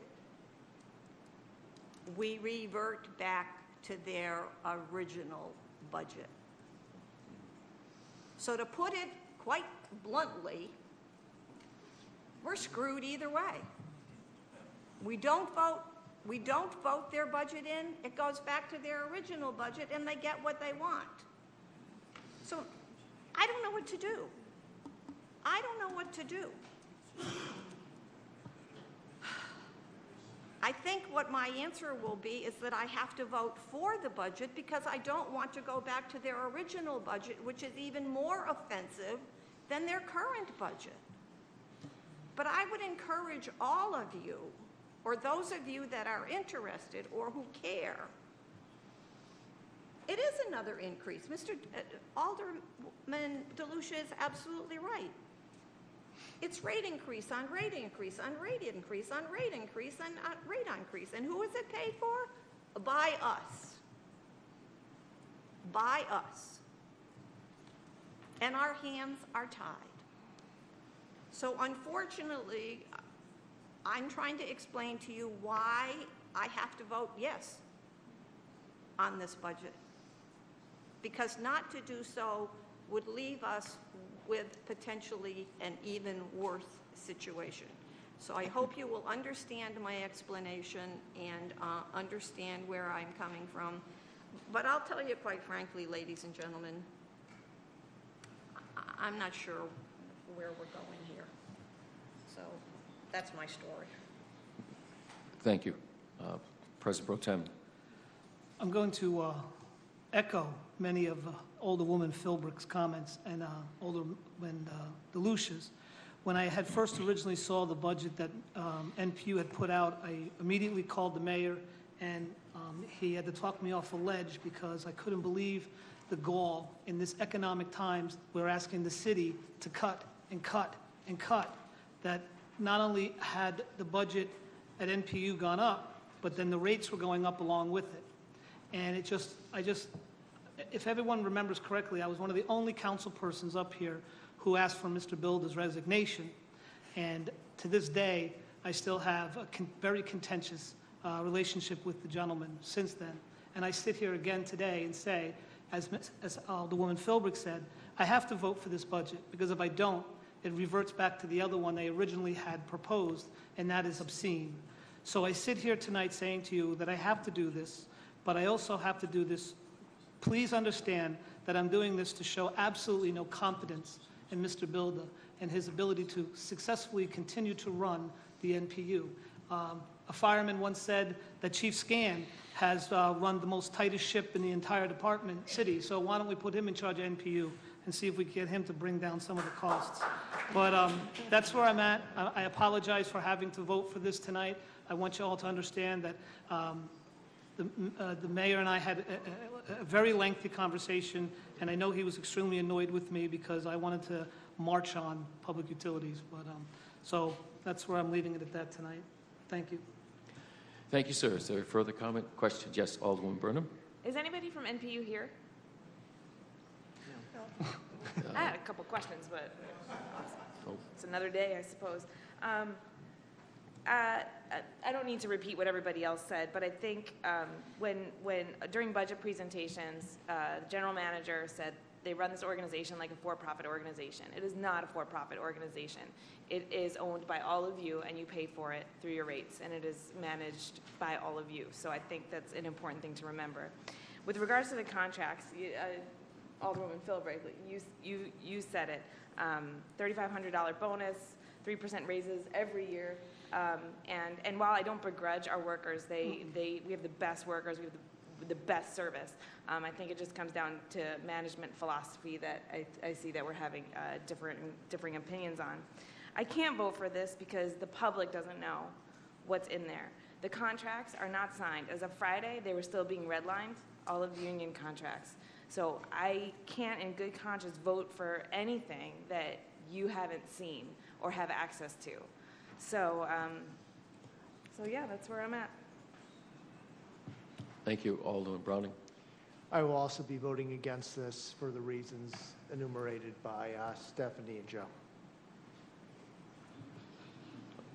Thank you. Any further comment? Yes, Alderman Gould. All right, so I'll weigh in too. I'm not going to beat this horse to death, but understand, voting no to this resolution means that we revert to the previous budget, which is much higher than this one. So while you may not agree with how MPU does their budget, spends their money, understand that if you don't vote for this, which had nothing to do with the council, but the commissioners got these concessions from MPU, however they got them. If we go to the other budget, it will be much higher for all of the people that own the utility company. So while you may want to send some sort of message to NPU, I suggest you put it in writing and send it in the mail. But voting down this resolution only hurts all of the people that pay rates in the city of Norwich. Thank you. Alderman Browning. I don't understand why, if their budget doesn't pass, why they can't come back and resubmit another budget.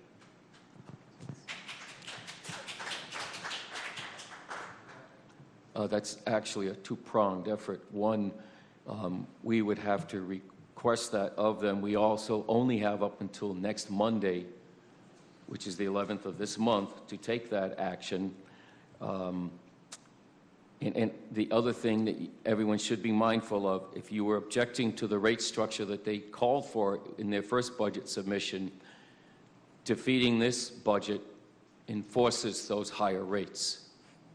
That is what's going to happen. I'm available next Monday evening. It would be nice if government worked that fast, but you're giving 7 days notice, if that, actually 6 starting tomorrow. And I suspect it would be met with no activity, no action. I'm not going to play a gamble with rate structures that they proposed on the ratepayers. I'm not going to do that.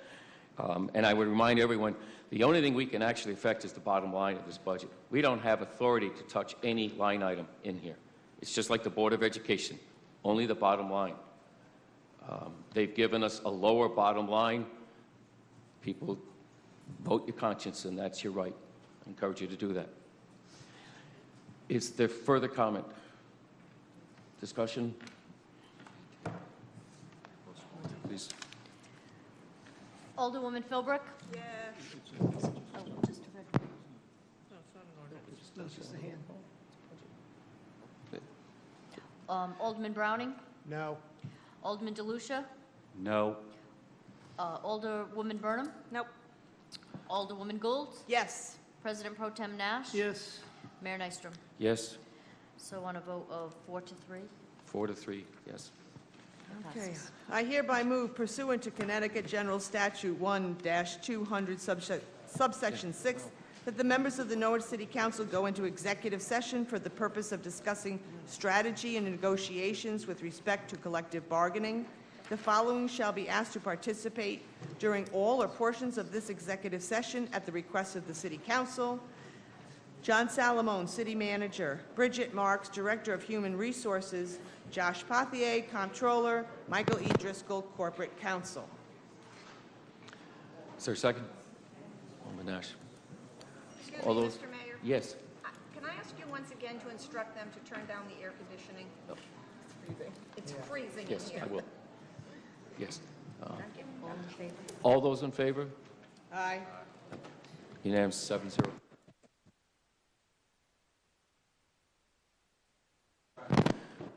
Police union ratified last week, but that information has not even been fully vetted by the council. That's why we're taking executive session now, so that we can continue in an orderly manner with the adoption of the budget. And thank you for your indulgence.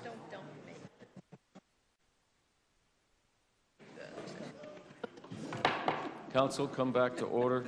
The records show that no votes were taken.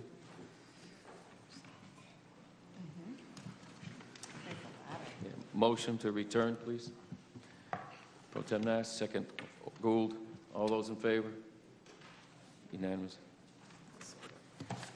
Continue, please.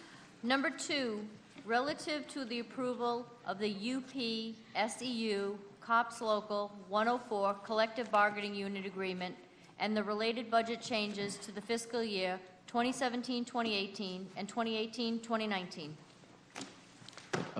Entertain a motion, please. Pro Tem Nash, second. Alderman Gould, is there discussion?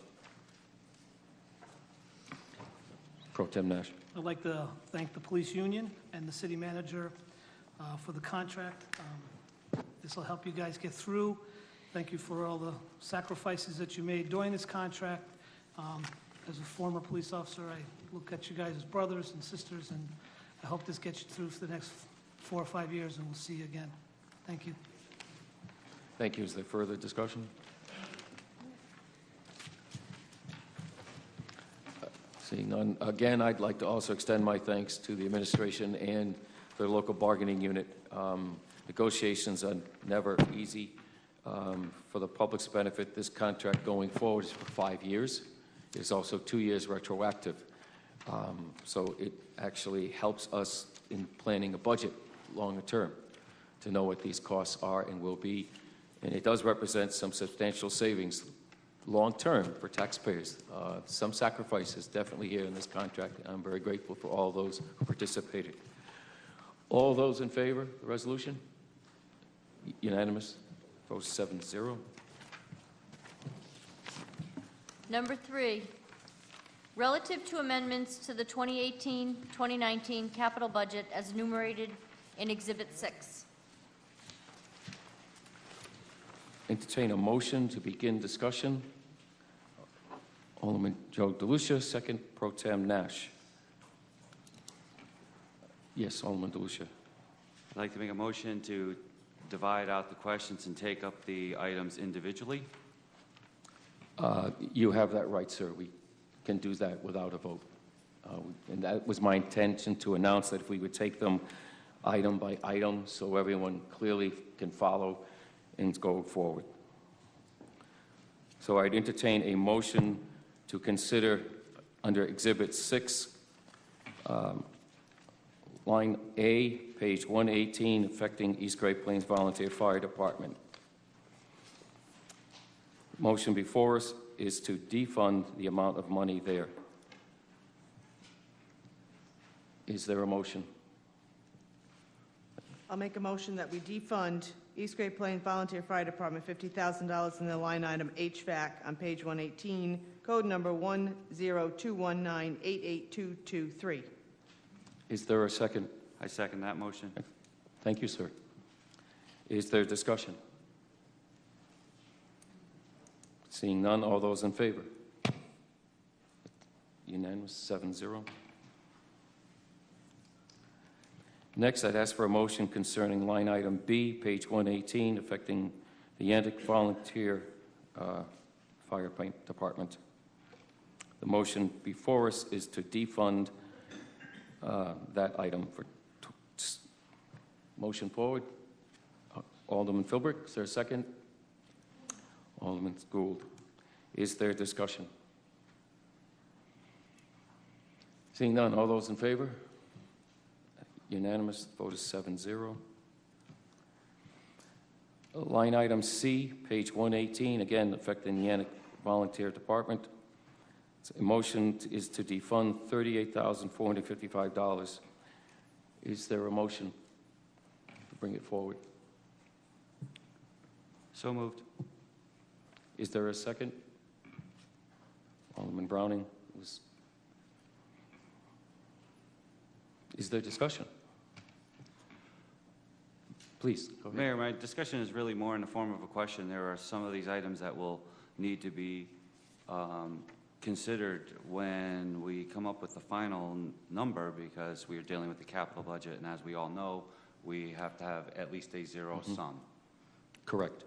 That is correct. Question. Okay. Excuse me, could we? So, just getting a bit of an explanation on the fly here, Mr. Mayor. So my question is that will we, maybe a question for Corporation Counsel, will we be able to add these back in if we vote to remove them now? The same item or others? I would say either as part of the discussion. A member of council has the right to move a separate motion, including items in the capital not listed here by recommendation in the resolution. Our business doesn't end until everyone here is satisfied during the capital. But yes, we are required to have a zero impact. We must spend 2% of last year's allocation. Okay, again, before us is item C. So I move to defund item C on Exhibit 6, page 118, code number 10219-88227, station LED interior and exterior lighting upgrade in the amount of $38,455. Thank you. Is there further discussion on the motion before us? Seeing none, all those in favor of defunding it as proposed? A yes vote continues the resolution as printed. A no vote would basically keep it in the capital plan. So those in favor of defunding as proposed, please raise your hands. Okay. 1, 2, 3. Those opposed? Motion to defund fails 3-4.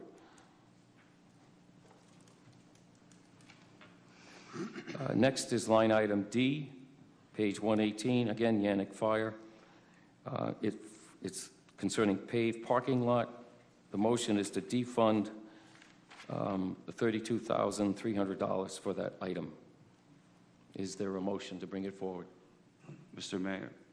Please, Mr. Mayor, Alderman at this time, I'd like to withdraw this particular item from the defund list. Cannot? Simply defeating the motion to defund will have the same effect, if that's with your pleasure. I understand. Thank you. Thank you. Yeah, is there a motion to defund this item from the capital plan? We require a motion in order to vote it up or down. Is that correct? If you want it on the record, yes. If there's no motion, it would be assumed that it is not passed and therefore would stay in the capital plan. That's another method that's open to us. Thank you. That's the direction I was going. Just for clarity, is there a motion to defund this amount from anyone? If not, then we'll move on to the next line item, and that item stays in the capital plan. Okay, the next item is line E in Exhibit 6, 118. This is the Norwich Fire Department, the battalion chief vehicle. It's an item of $50,000. Is there a motion to defund this item?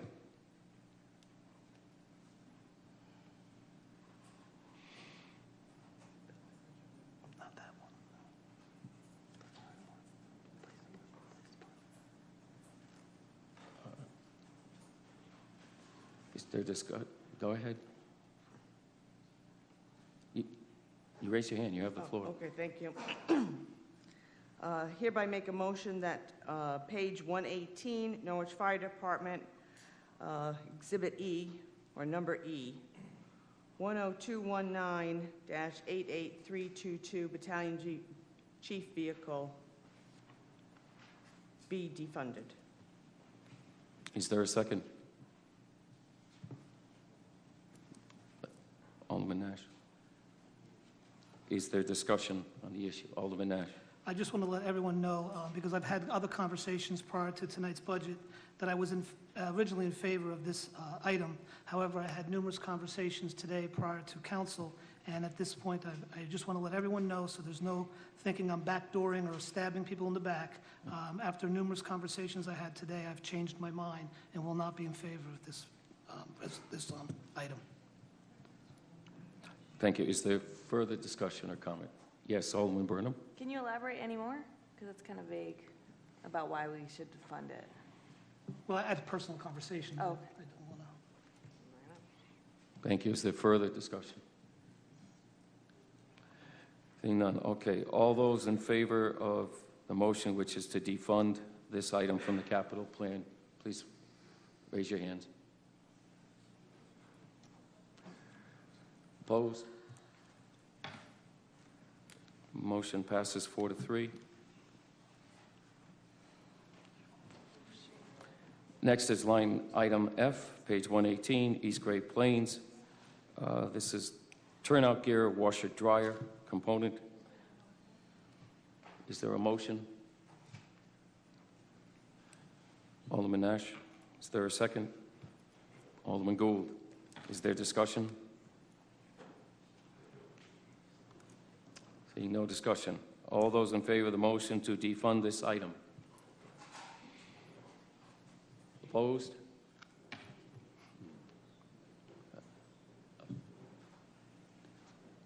Sorry. Okay. Thank you. Motion passes 5-2. Yes. Next, line item G, page 118, East Great Plains, escape kits. Alderman Stacey Gould, second Alderman Nash. What is your motion? I'm sorry. To defund. To defund the item. Agree with that, Alderman Nash? Mm-hmm. Thank you. Is there discussion on the motion to defund this line item from the capital plan? Seeing none, all those in favor? It's unanimous. It's 7-0. Line item H, page 119, Yannick Fire. This item deals with SCBA packs, regulator masks, voice amplifiers, bottles, and so forth. Is there a motion? Alderman Gould, what is your motion, please? My motion is to remove this item from the list to be defunded, which is number H, page 119, Yannick Fire Engine Company, code number 10219-88427. Is there a second? Alderman Nash. Is there discussion? Yes, Alderman DeLucia. Yes, this was an item that I did some research on. However, I gained some, or I should say, received some additional information from the chief of the Yannick Fire Department. He gave me a satisfactory explanation as to what items they were buying in addition to the 31 full sets. And so in the interest of keeping my word that if it was justified that I would vote to allow this additional expenditure, I will be voting to allow this to move forward and be funded. Thank you. Is there further discussion? For the record, the motion before us is to remove this item from the defunding list. All those in favor? It's unanimous. It's 7-0.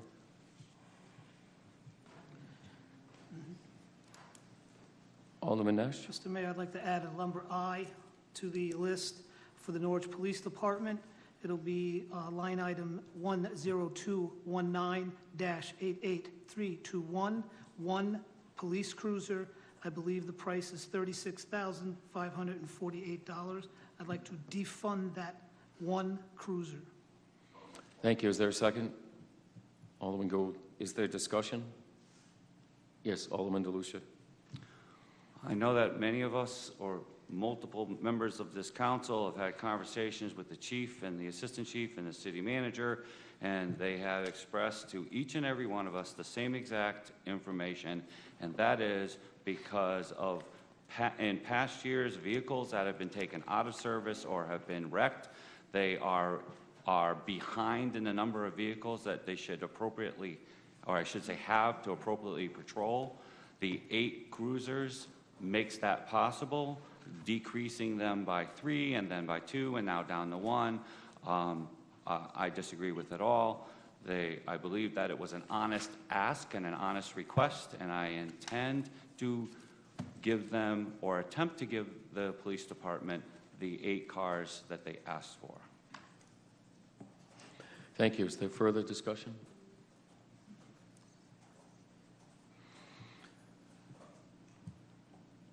All those in favor of the motion to defund 1 vehicle, leaving 7?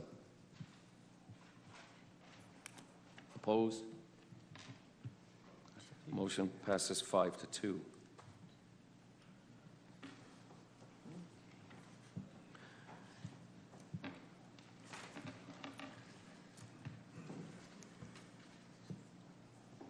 Is it anyone's pleasure to further go through this resolution? This next section deals with items to be added to the capital plan, something that Alderman DeLucia had spoken about earlier.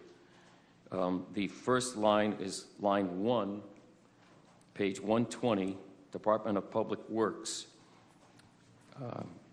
This is for property management. Is there a motion? Alderman Gould, second by Alderman Nash. Is there discussion?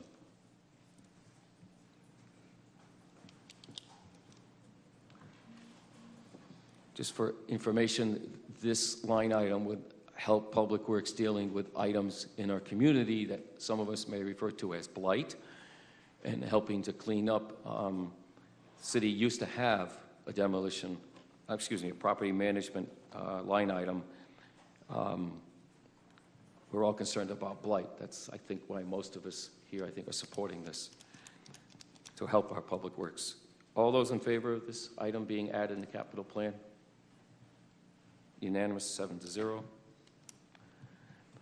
Line item 2, this is new, Department of Public Works.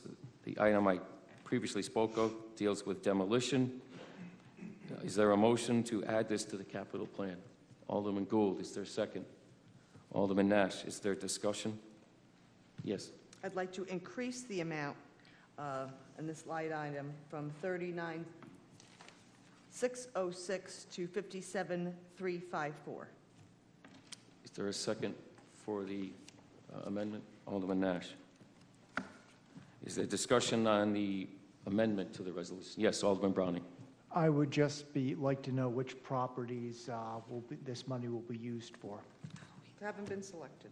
They have not been selected. No. Okay. No, there's no selection. This is planning. Is there further discussion? Seeing none, all those in favor? Unanimous, 7-0. Next item is line 3, page 120, Department of Recreation. This is to repair fencing in the Greenville Park. Is there a motion? Pro Tem Nash, second Alderman Gould. Is there discussion? Seeing none, all those in favor? It's unanimous, 7-0. Next line item is line item 4, page 120, again, Recreation. This is for resurfacing of the Fernwood basketball court for people's edification. That's up on Browning Road, Yannick Lane neighborhood. Is there a motion to bring this forward to add it to the capital? Alderwoman Gould, is there a second? Alderman Burnham, is there discussion? Seeing none, all those in favor?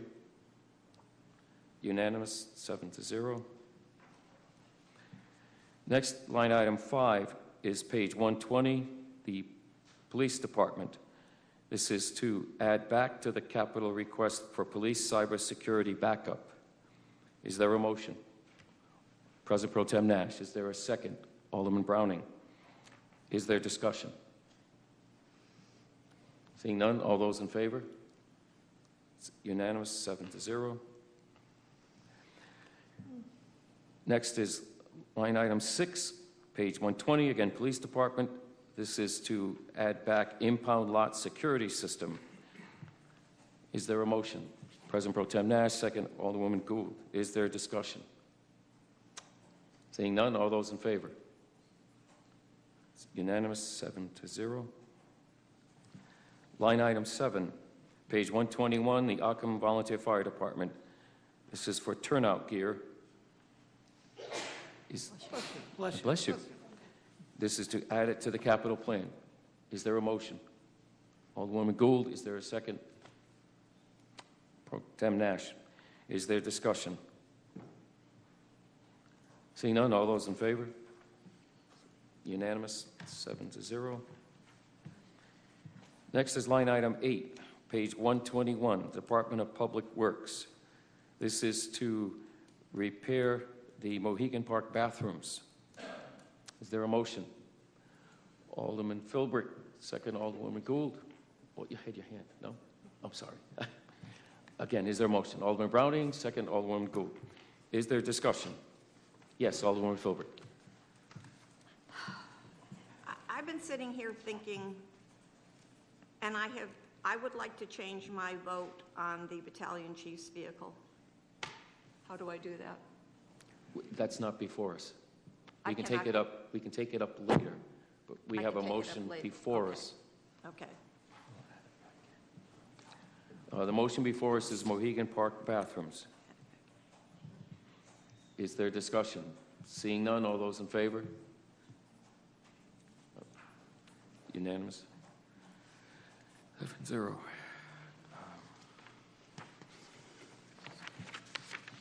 Can we stop for a minute and get a total of where the capital now sits?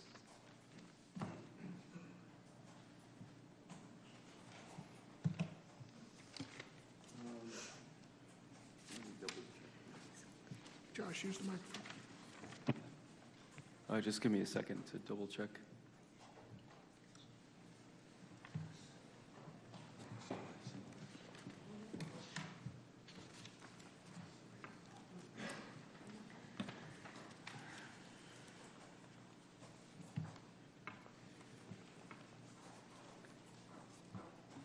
I have a net increase of 107,600. And what about the defunding? That's net. Everything you added back in, that's net. No, I know what that means. I'm asking top to bottom, if we equal out.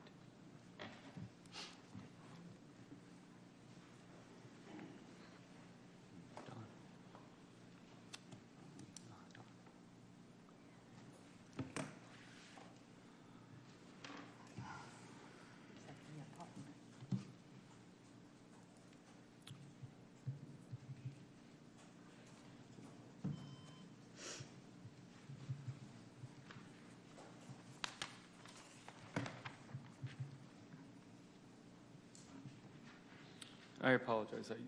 I left one thing off. I have a net increase of $10,000. So we're $10,000 over the minimum. 2%. Yes. So something else has to go. Oh, no. I'd like to make a motion that we amend the amount Oh. in the demolition account. My math may have been bad earlier. And reduce it by $10,000? It was 57,354? Right. Okay, I- so I it's was- 47,354? Yes, if that will give us the $10,000 we're looking for. Is there a second? Oh, Pro Tem Nash. Motion before us is to reduce the demolition account $10,000, which is previously adopted. Is there discussion? Maybe we should just wait and see. Well, let's, Yeah. Are we good? Yes. Oh. Is there discussion on the motion before us? Seeing none, all those in favor? Unanimous, 7-0. So we're at zero or no change, the net 2%? Correct. Correct. We're at the charter minimum, 2%. So anything we add back, we go over, we'll have to go back and cut again? Or there would be an increase in taxes. Or an increase, okay. Above and beyond the 2% minimum? Correct. Okay. The floor is open.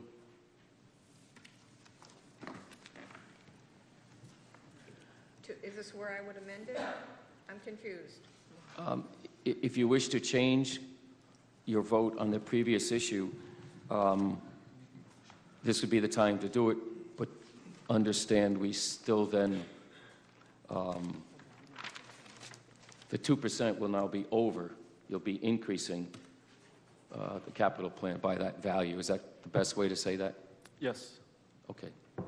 Okay, I'd like to make an amendment then, and then you can school me as to how I make it correct.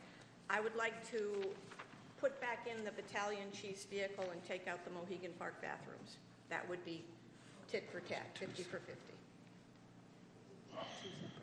Is there a second? Those are two separate. It's a motion to reconsider. Were you on the prevailing side in the original vote on the battalion chief? She was. Then fine. You have a right to reconsider. She has the right. I can't hear you. You can make a motion to reconsider your vote on that issue, Okay, I'd like to which make is what you're doing. Okay. Is there a second to the motion to now fund the battalion chief's vehicle and not fund the bathrooms in Mohegan Park? Those It's are one separate line vote. items. You can take them both at once. Oh, I think you started by reconsidering this vote. Do you think it's cleaner to do it I separate? think it's cleaner to vote on this, and then you can also reconsider or change the vote on The bathrooms. Separately. Okay, so I want to reconsider the vote on the battalion chief car. Again, is there a second? Alderman DeLucia. Is there discussion? Alderman DeLucia. Yes, I'd like just to say, to be clear, that we're talking about a vehicle that, as we heard, is 17 years old, has over 200,000 miles on it, and responds to every single call the headquarters and Engine 2 House goes to, other than the medical calls. We're talking about the single busiest vehicle in the entire public safety fleet, in my estimation. Thank you. Thank you. Is there further discussion? Yes. May I Pro Tem call Mack. someone from the fire department to come up to the podium that can help explain this situation for me, please? There's a few chiefs here, I know, there's a couple others here. Good evening, Battalion Chief Montoya. A little confusion there. It isn't a 17-year-old vehicle. It will replace a 17-year-old vehicle. So the battalion chief's ride will be bumped down to replace a 17-year-old vehicle that, excuse me, has that amount of mileage on it. That was the question I was going to ask. It's not that vehicle being replaced, that vehicle's going away, but the actual chief's vehicle right now is going to be placed in reserve, and this vehicle will take its place.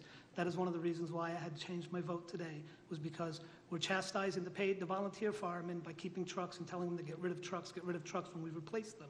If we're going to replace a truck, the truck goes away. I understand what you're doing by taking the 17-year-old truck and scrapping it, but then you're moving another truck over to emergency management, you're putting this truck into the reserve, and you're putting the chief's truck on the vehicle. Guys, you know, I know we've talked about this before, and you could be mad at me all you want, you could be upset with me, you could think I stabbed you in the back, but the problem we have is that we are in a huge, fiscally bad situation here, and I really believe with all my being, that you guys can get away another year or two with the truck you have in place right now as the battalion chief's vehicle. That's what I was explained to. That's why I would change my vote today.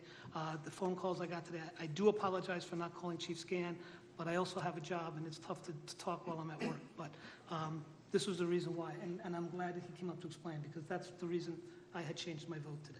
Thank you, Chief. Any other questions? I have a question. Go ahead, Alderman DeLucia. So a vehicle is leaving the fire department's service? Yes, possibly two, with the merger of emergency management. So it would replace two vehicles, one of them being 17-year-olds. Sorry, that's my radio. Any other questions? That's my only question for the battalion chief. Just to clarify, you said it's leaving the service of the Central Fire Department, but then you said earlier also about emergency management. Are we actually decreasing the total fleet, or are we just passing it on to some other use? Because we cannot afford to run spares, any department. It's not a spare, it's a service truck that's used frontline as a service truck for hauling equipment, for plowing when we don't get Public Works to plow. So it's not a piece that sits in spare like a spare engine does.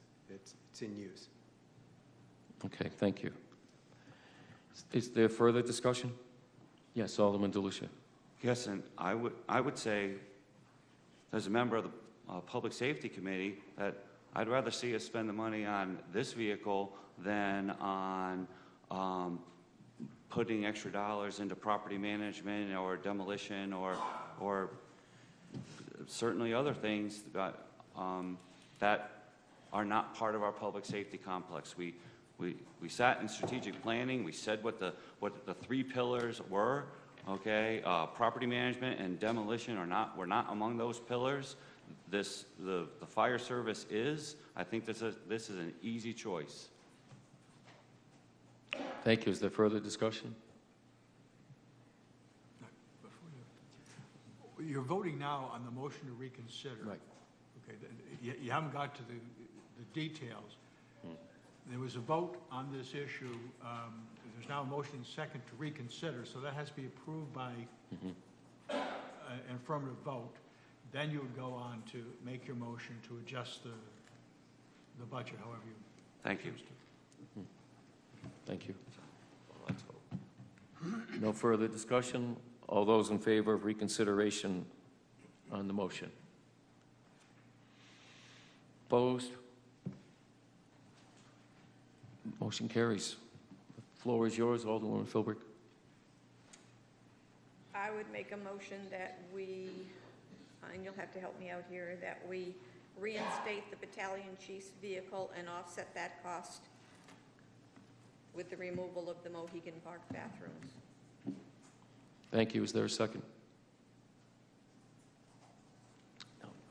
I don't believe we opened the door to reconsider Mohegan Park bathrooms. Okay, so they're all. I think you're going to have to vote on the vehicle. putting the 50,000 in, then come back Keep and them separate. reconsider on something else. Cleaner. Or it would stay as it is. Okay, then I would amend my motion. Consider it amended without withdrawing it. Yep. So the motion is to restore the battalion chief vehicle. Again, the second was given. Yes. Okay. Is there discussion on this issue further? Seeing none, all those in favor? Opposed? Motion carries 4-3. 4 in favor of adding. 4 in favor, 3 against. Okay. Yep. Okay. Is there further? We're now over the 2%. What is the pleasure of the body? Alderman Gould? Make a motion to reconsider funding the Mohegan Park bathrooms. Is there a second? Pro Tem Nash. Is there discussion? Yes, Alderman Browning.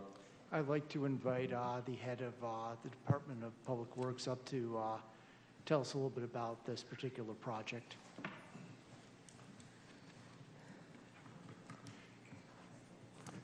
Good evening. This is actually an additional allotment for a project that capital money had been made available for in years past. This is enough to complete the project. As you're aware, the Mohegan Park bathrooms are in a very, very substandard state when it comes to safety, lighting, all of those things. We had gotten a good estimate bid through the EZIQ process, which is a bidding process that we use. We were wanting to move forward with it a year or two ago, and we're unable. This additional $50,000 allows us to complete that project. If we don't get it, we still do have the money that was set aside in the past years, but the cost of the construction is never going to go down moving forward. So if we do revisit it in the future, we'll probably be talking about another amount, not just 50,000. Thanks. Any questions? Alderman Browning? I support this particular project. I quite frankly think that the bathrooms there are substandard. I'd like to take care of them, and Mohegan Park typically is one of the things that gets shorted. I recognize I may not have the votes, but I will vote against defunding this project. Well, again, this is a motion to reconsider first. Okay. Yeah. Is there further discussion? Seeing none, all those in favor of the motion to reconsider the Mohegan Park bathrooms? Opposed? The motion carries 4-3. Is there a motion? Alderwoman Gould. Make a motion, item 8, page 121, Department of Public Works, Mohegan Park bathrooms. Do you need the number, Josh? What is it, 88604, I think? 50, defund that, remove them from the capital budget, $50,000.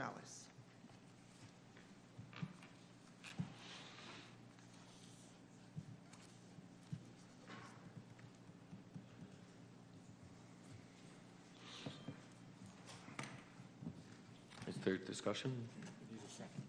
Oh, Was there a I second? thought it was second. I apologize. Second by Alderman Pro Tem Nash.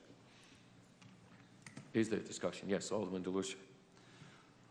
Yeah, this is, again, this is a simple choice in my mind. I mean, so either we set aside $65,000 to board up old houses that we take possession of and fix the stoops if it's, you know, if the stairs are creaky, you know, so people can get in and out of there and decide whether they want to buy it or not, or invest in an amenity in the community that the community says we don't have enough of. I mean, again, it's, you know, what are we really about? Are we about boarding up windows, or are we about making one of our most unique attractions more accessible and more safe and clean and, I don't know, sanitary? It's a bathroom, for crying out loud. So there's my stand on the issue. Thank you. Is there further discussion? Seeing none, all those in favor of the motion to not fund them, the bathroom, that is. I made the motion. I'll live with it. Opposed? Okay, the motion to defund fails. 2-5. It is funded, in other words. Who's the second one then? It was Nash, I believe. I'm sorry, did that motion fail or pass? It is still failed being to be funded by the defunded. hospital. It It was 2-5, I defunding counted. failed. Defunding failed, yes. Thank you Or very- taking it out, yes. Yes, thank you. Is there further discussion on the capital account?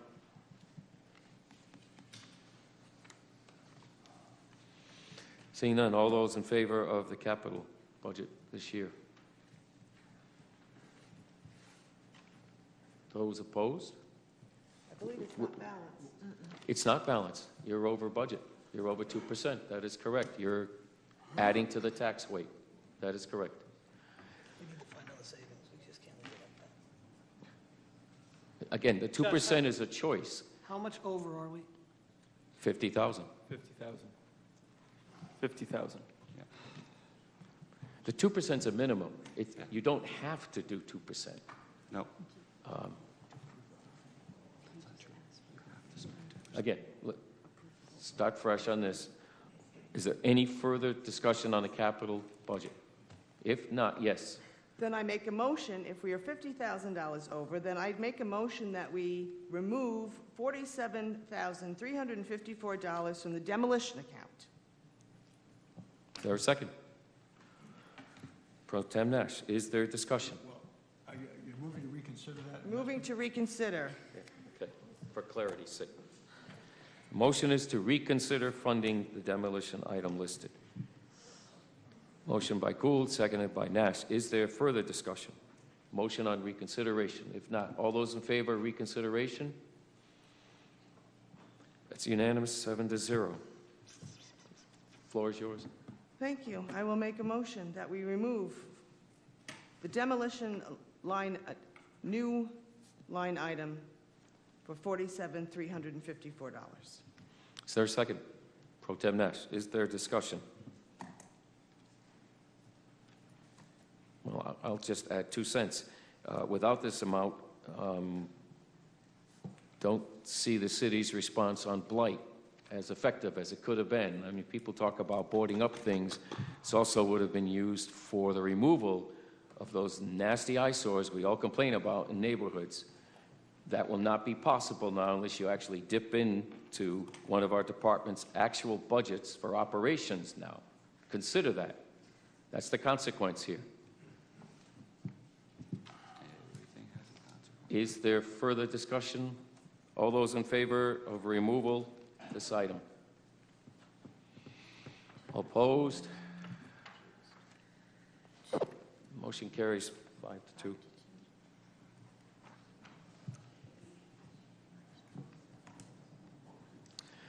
What's the difference now, John? Josh, just for clarity, it's the difference over the 2%.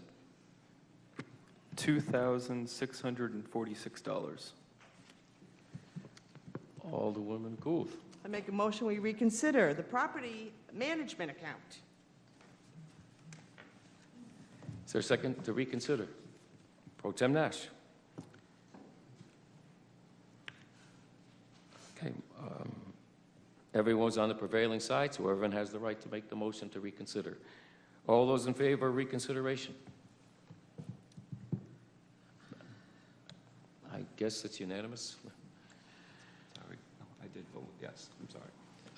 Motion, I make a motion that we remove $2,646 from the property management account. is there a second? Pro Tem Nash. Is there discussion? The motion is to basically balance the capital account for this year at 2% as required. Is there discussion? Seeing none, all those in favor? Opposed? Okay. Motion 6-1. Is there further discussion on the capital? Josh, we're good now, right? In balance. Thank you. What's that? We're in balance. Imbalance, thank you. Okay, on the capital plan as amended, all those in favor? I'm asking for a motion, for final motion, yes. Nash, second. DeLucia. Motion on the capital plan as amended. All those in favor? Unanimous, 7-0.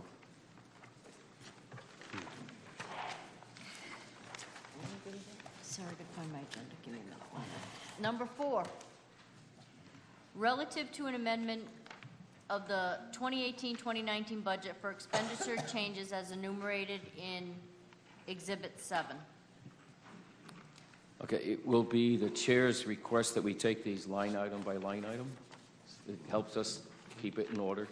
If that is without objection, then I would ask for a motion to bring this before us. So moved. Alderman DeLucia, is there a second? Alderman Browning. Okay, starting with line item 1. This is reduction in human resource pension administrator to 28 weeks. Is there a motion? So moved. Alderwoman Philbrick, is there a second? Pro Tem Nash, is there discussion? Yes, Alderwoman Burnham. Is Bridget here? I don't think she's here tonight. No. Bridget is recovering from medical. Oh, okay. Well, we wish her well. maybe city manager can answer. What is the impact on this department's operations with this cut? Do you want me or the city manager? City manager. Okay. This will reduce the availability of the pension administrator by 1 day a week. It will obviously stress the department. Pretty much the pension administrator is a full-time job, so the 7 hours will affect the work of the department. You have the floor. Yeah, and just a general question, but I'll ask it here. How were, you know what, never mind. I yield the floor. Thank you. Is there further discussion or questions on this item? If not, all those in favor as the reduction of 7 hours? Opposed? Motion carries 6-1, I believe it was. Next line item is decrease city clerk seasonal temporary, an amount of $10,000. Is there a motion? Alderwoman Gould, is there a second? Pro Tem Nash, is there discussion? Mr. Mayor. Yes, Alderman DeLucia. Oh, I'd like us to consider for a moment that the city clerk was one of 2 department heads who sat in front of us at that table and said that her office was not meeting all of the general statute requirements that are incumbent upon her. And I would also like to remind everybody on this dais of the amount of work that went into putting this budget together, and the amount of time that was spent, including Saturday morning, of not only the department head, the city clerk herself, but also one of our employees in that office. And it highlighted for me, although on the face, and the city clerk was very gracious and said that she could live with this cut, but once I watched what was happening and what does happen in that office and the amount of work that they do, I can no longer support making this cut to that office. I understand that we have certain contractual obligations, and I'm concerned that we're not meeting those, we're not meeting the statutes, and we're also asking the folks in that office to go above and beyond as a matter of rule instead of exception. And so I would like to see this funding restored. Thank you. Is there further discussion? Yes, Alderman Browning. I would support the points raised by my fellow council member. Thank you.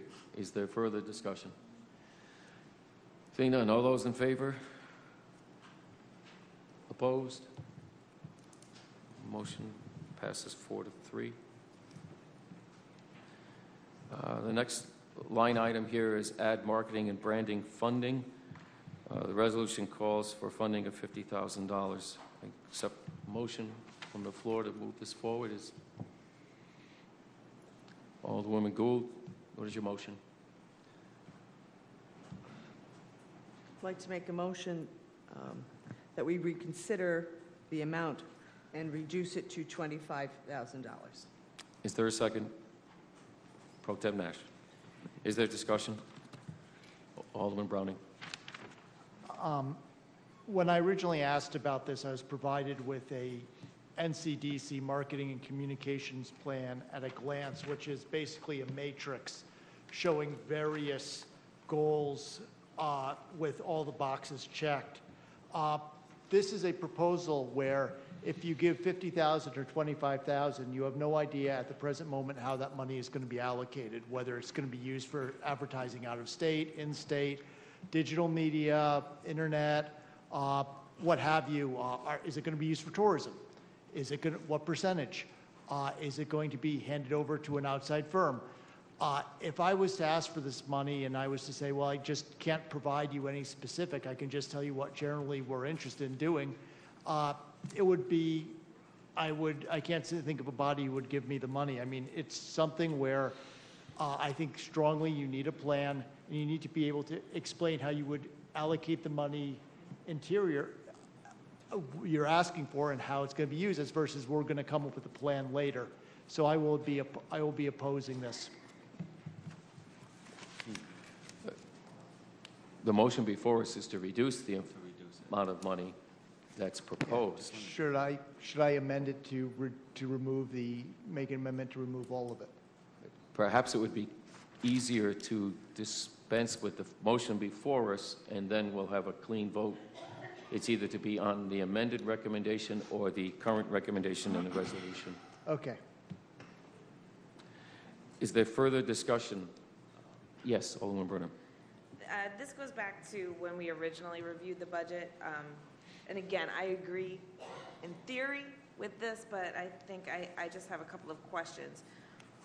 If you were to be allocated this $25,000, where would this money go? Our Economic Development Agency is NCDC. They would have to come back to us and tell us how those funds would be dispersed.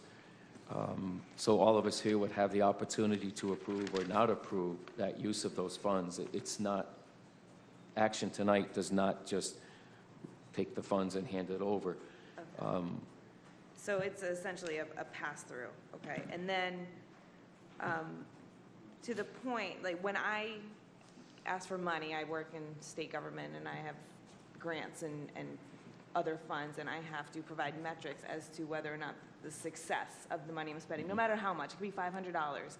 So what are the metrics that we can let the taxpayer know that as we embark on this marketing and branding adventure, how do we know it's working? Because there's proposals for cutting other positions, and I told this body originally that I have difficulty reconciling adding new line items when we're cutting from other essential services. So and we really haven't had an economic development report other than the gentleman tonight and, anecdotally. So just, if there were metrics that I could sink my teeth into, that would be really helpful.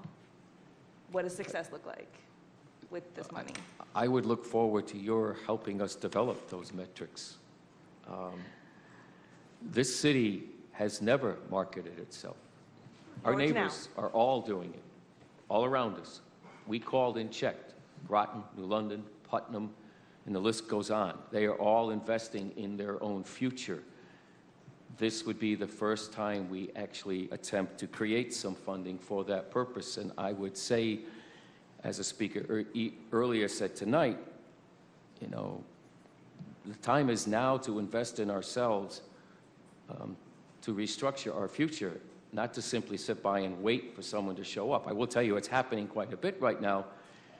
But if you want to incentivize that, if you want to expedite that, you have to produce your product and demonstrate what it is.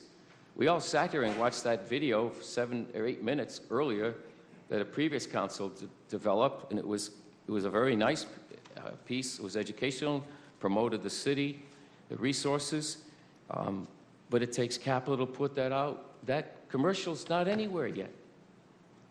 So why did that previous council pay for its production if this council's not going to use it? So it doesn't make sense. So the metric would be how many times we proliferate that commercial?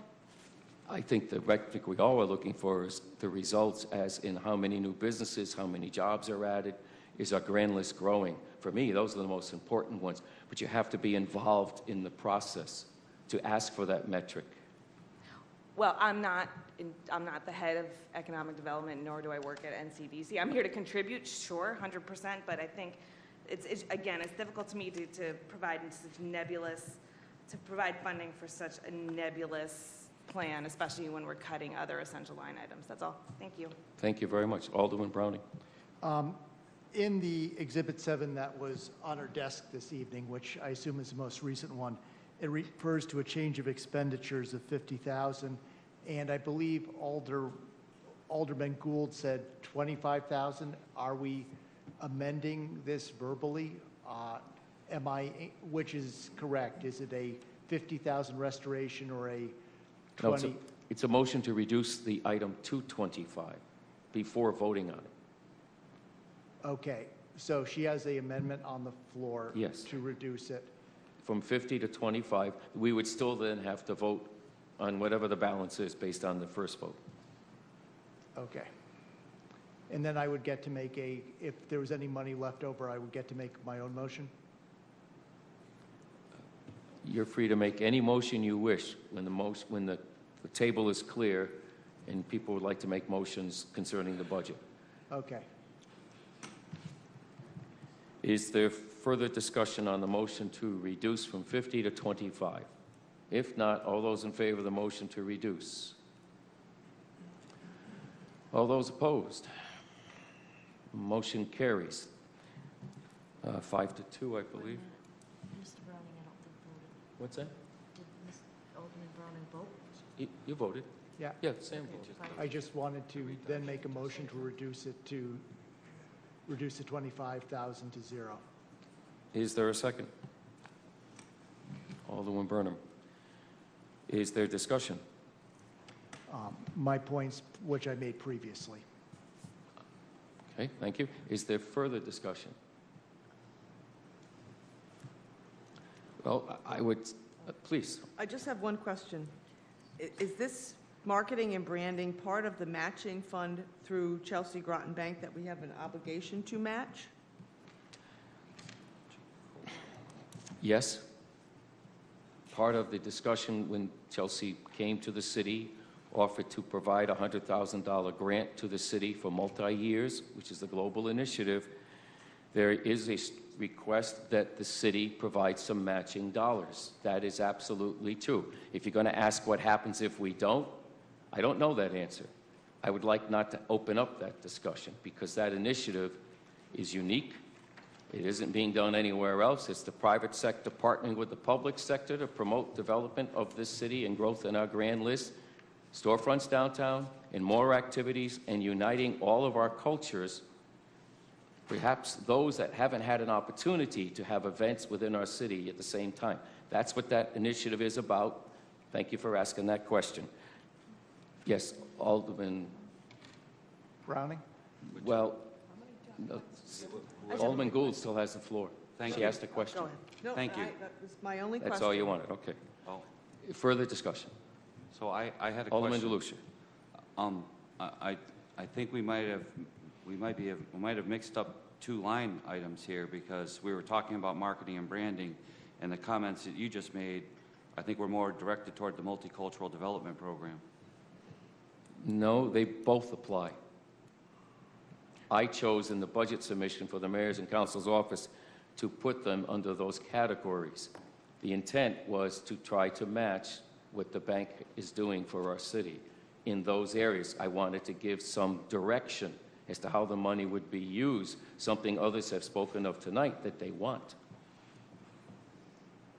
Yes, I yield the floor. Alderman DeLucia, I yield the floor. Thank you for the thank explanation. you. Alderman Browning. I have gone through the packet for the Global City Initiative, and I did not see that precondition in the written material. I have obviously not seen any written letters from Chelsea Gardens indicating that.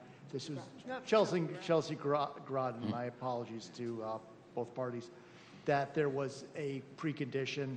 I would also like to say that while I would be voting against the marketing and branding campaign tonight, if it was reformulated and brought back to us in a more organized fashion, I would reconsider. Thank you.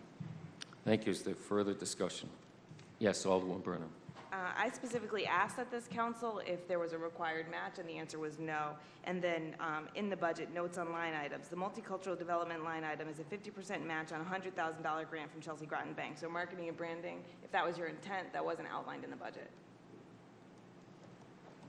Well, we're all capable of having different opinions. It was clear to me what my intent was. It was, in fact, to use those line items to match that program because in several meetings, it has been made very clear to me by the bank president that that was their wish, that the city also pony up and work with them to promote greater development in the city, to get more storefronts open downtown, ultimately helping all of us pay the bills that everybody wants us to pay, because that's what it's about. If you're not willing to invest in yourself, I seem to recall discussion during the campaign last fall. Everybody said that was important. Well, here's your shot.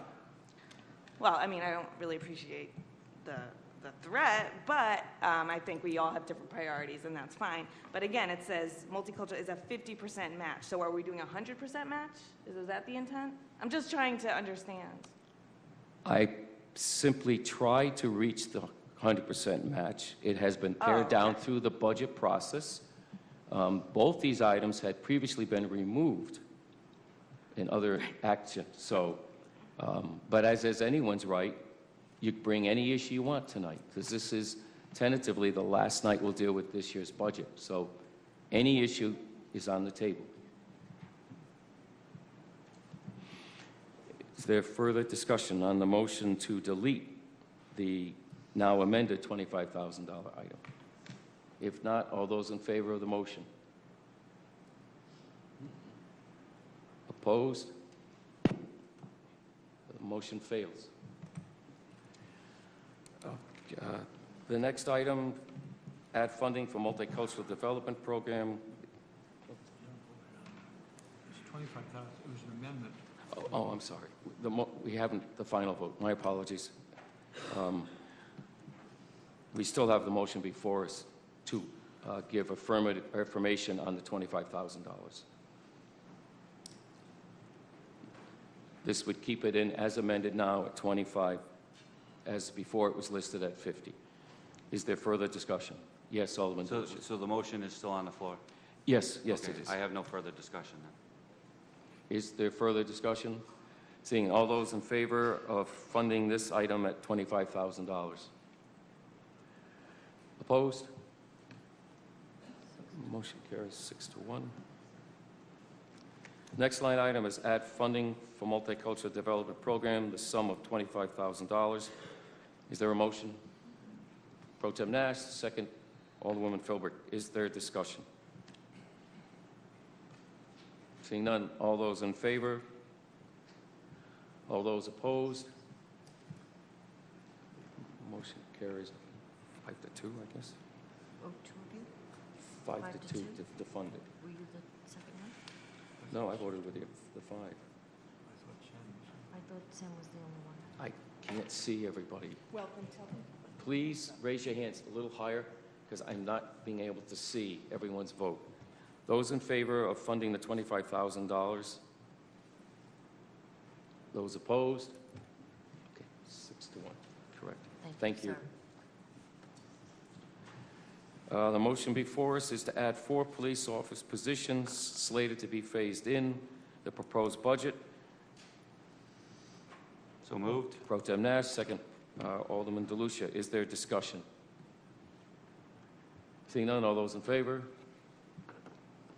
Unanimous, 7-0.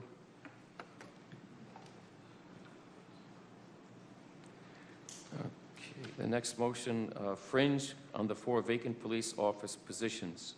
Is there a motion, please? Gould, seconded by Nash. Is there discussion? Seeing none, all those in favor?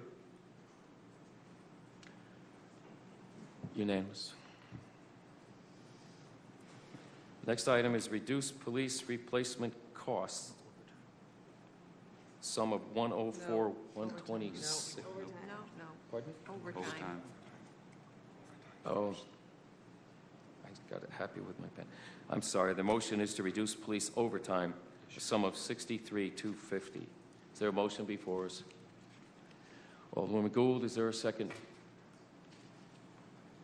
Alderwoman Philbrick, is there discussion? Yes, Alderman DeLucia. The chief is here. I'd like to ask him to come to the podium, please.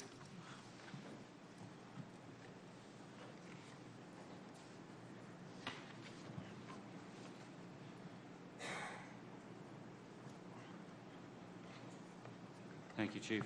Yes, sir. So we heard from the fire chief about the impacts of replacement cost. I know that replacement cost is the next item, but overtime and replacement costs are synonymous at the very least. Agreed? So could you discuss for us just for a moment, or explain to us what the impact will be, and what the real offset will be with the 4 new police officers? Because I think that's really the thought that's going on here. For offsetting, the staggering the hiring offset the police officers' costs. So we're not front loading it. We're trying to stagger the hiring so to save money. instead of having 4 positions at, say, 400,000 or whatever with the fringes. So we tried to offset that with staggered hiring. That was the intent. The reduction to overtime, that will affect our abilities for major crimes and a lot of the opioid-related investigations we're doing now. We're treating every opioid-related death as a homicide, or at least a crime. So detectives will come in and respond to the scene.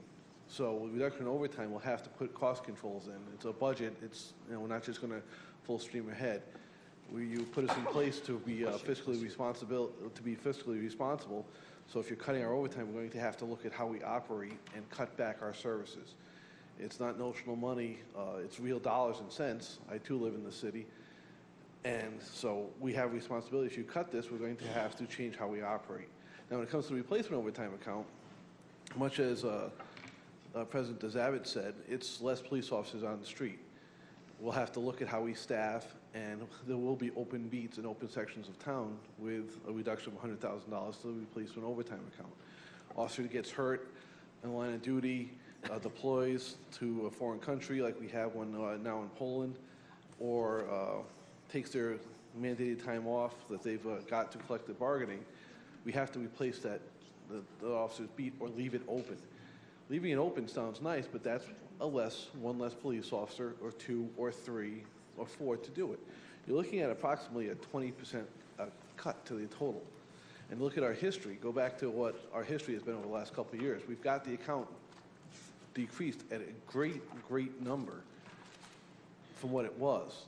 Do other cost control things, changing our scheduling system, and looking at how we deploy officers. But the only thing we're left now, the only trick up our sleeves, is open beats. Open beats means midnights might run short, evenings could run short, days on the weekends could run short, and the staff we have works. I would love to have an extra 5 officers a shift. We're not heavy, and the only way to get that is to run short. Running short means someone's street's not going to get patrolled. That's the bottom line. There's no other way to do it. So. Alderwoman Philbrick, I'm sorry, you done? No. Okay, thank you. Alderwoman Philbrick. Chief Daly, could you tell me how much you've expended in overtime so far this year? Overtime, again, we're over this year as well because of the heroin issues.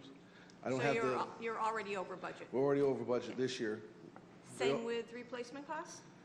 Replacement costs, not yet, but we'll probably trend over there too because of the vacancies. We have vacant officer spots, and we're trying to maintain our level of coverage. So the only way to do that now is either start leaving beats open now. We're trying to get to the end of the year, get some reimbursements back from the state, and trying to get that to 0. I mean, that's our goal. Okay, I'm going to make 2 comments, if I may. And 3, actually. There's only so much money to go around. We all have to prioritize, as we do in our personal lives. I remember sitting in council chambers a number of years ago when Chief Asaro was here, and these same items were on the chopping block, and the council and the city manager just said, well, at the end of the year, if you're short, just come back and we'll give you the money.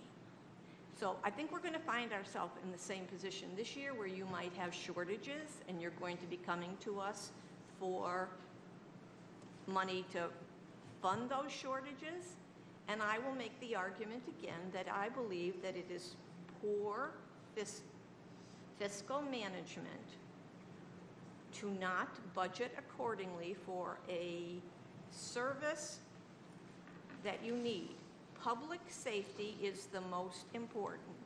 I will ask everybody in this chamber, which one of you wants 1 less or 2 less policemen in your neighborhood? I don't. I would rather get the grass not cut. If I could respond, I agree with your comments, to be honest with you, and that's what we're given a budget. We do try to work within the budget. I take it seriously. A budget, that's my plan for the year. And when we're tight, now we're actually counting, myself and the deputy meet probably pretty much every other day, counting the pennies and trying to find out how we can squeeze pennies out of nickels. So we do take it seriously, and we don't. I don't want people to think that we're just full steam ahead and we're going to come to you and say you guys have to pay it. But that's not the point I'm trying to make. No, and I know, but I just want people to know that I see it. If you're not given enough money to begin with, how are you supposed to do what you have to do. We do. So I don't know what the answer is. I don't either, but when the council gives us a budget, we do try to work within it because that's our job. You hired us, the city manager put me in this position to work within the budget, and I do take the fiscal responsibility, the fiduciary responsibility as a citizen of Norwich seriously. Sometimes we're good, sometimes we're not. But I do want you to know I do take it seriously. Also, having said that, we hire you or we hire the fire chief and we rely on your expertise because you are the experts in the field. You are the ones that come to us and say, I need X amount of cruisers, I need X amount of officers, I need X amount of self-contained breathing apparatus units. We rely on you for your expertise, and again, somewhere we have to meet in the middle. But again, are we robbing Peter to pay Paul? So that if we don't give you the money now, we wind up at the end of the fiscal year scrambling, trying to find the money that Or I can, if you allow me, I'll tell you what my nightmare is that you don't give us the money, crime goes up with several major crimes that we have to investigate statutorily. Heaven forbid if there's a homicide or serious assaults, we have to investigate, which requires large, copious amounts of overtime. And now, crime is up, and we're coming back for more money, and that's a double whammy. The way to prevent a lot of that stuff is boots on the ground. The police department's been funded well by the previous councils, and the crime rates show it. The rest of the country's had a 12% reduction in crime. Our reduction in Norwich has been 32%. We should be proud of that. You know, look at the news every night. We're in there. We'll have accidents. There's a traffic accident problem. We have a lot of heroin overdose deaths. We're working on that too. But as far as it comes to violent crime, it's down because you invested in us. and I think I speak for everyone when I say we certainly owe a debt of gratitude not only to the police department, but to the fire department and the volunteers, all those people that step up every day and put their lives on the line for us. I'm proud of the men and women of the police department, and every day, every day there's some good stuff happens all the time. We don't put a lot of it out because, we get a good arrest, we don't want to give our tricks away, but there's good things happening every day. Today, I got a card from a Hispanic lady who had her tire changed by an officer. Just nice. It's good. It reaffirms your faith every now and then. Is there further questions of the chief? Thank you, Chief. Thank you, Chief. Question for Comptroller. If I recall, the amount of money in the overtime line item for police and replacement costs cumulatively, is that not over $1 million? I believe so.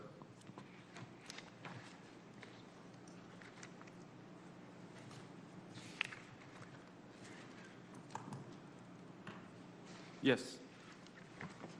So both line items combined, there's over $1 million in anticipated need. And we're talking about a value of $63,000, as if the world's not going to be where we want it to be at all times. Look, times are hard. We've got departments and our Board of Education. Look at the situation we're in there. I mean, it's about making hard choices. It's also about having discipline in the departments, doing everything you can, not just now, but throughout the year, not to spend money that you don't have to.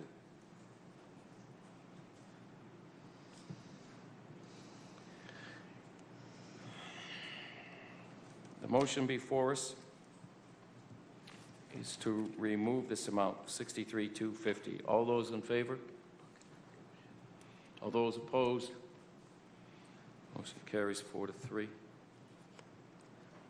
Next line item is reduce police replacement costs. A sum of $104,126. Is there a motion to bring it forward? Alderwoman Gould, is there a second? Alderman Nash. Got to discuss it at least. Is there discussion? Josh, what's in the account? What is the normal budgeted amount? For replacement costs, 850, 650. The manager's budget started at $855,000. I believe this line item was reduced when the budget was tentatively adopted.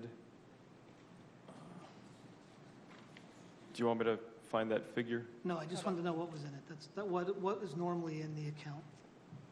Is 800, 600? It was funded at Thank you. $750,000 this year. Thank you. Is there discussion further or questions? The comptroller?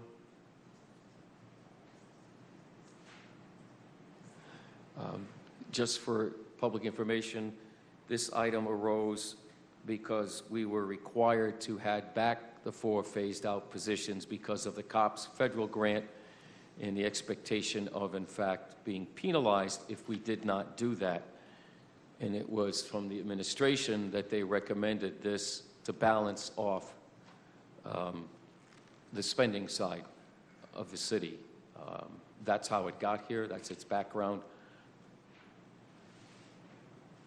Is there further questions or discussion? Yes, Alderman DeLucia. Well, I would just like to add to that comment that this item, I believe, started as about $160,000 cut, and we reduced it through our deliberations and conversations to the 104. So I would like everybody to be aware of the fact that it's not the original ask or the original cut.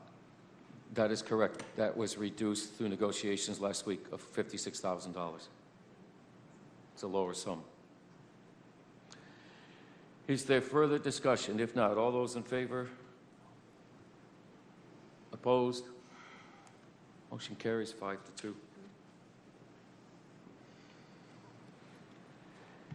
Next item is reduced police materials and supplies, sum of $1,000. Is there a motion? Alderwoman Gould, second. Pro Tem Nash, is there discussion? Seeing none, all those in favor? Opposed? 6-1. Next item is reduced police equipment and furniture maintenance, a sum of $3,500. Is there a motion? Alderwoman Gould, is there a second? Pro Tem Nash, is there discussion? Seeing none, all those in favor? Opposed? Motion carries 5-2.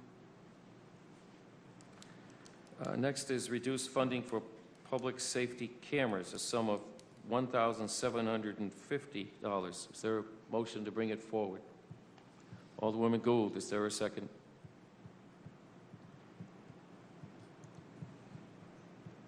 No second? Alderwoman Philbrick.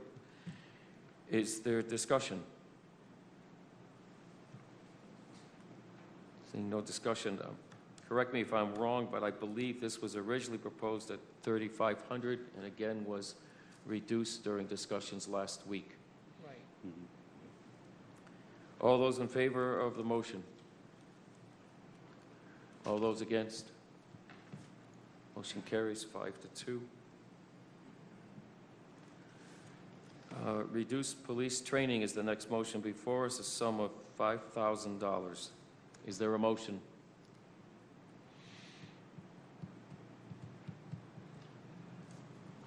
Alderwoman Gould, is there a second?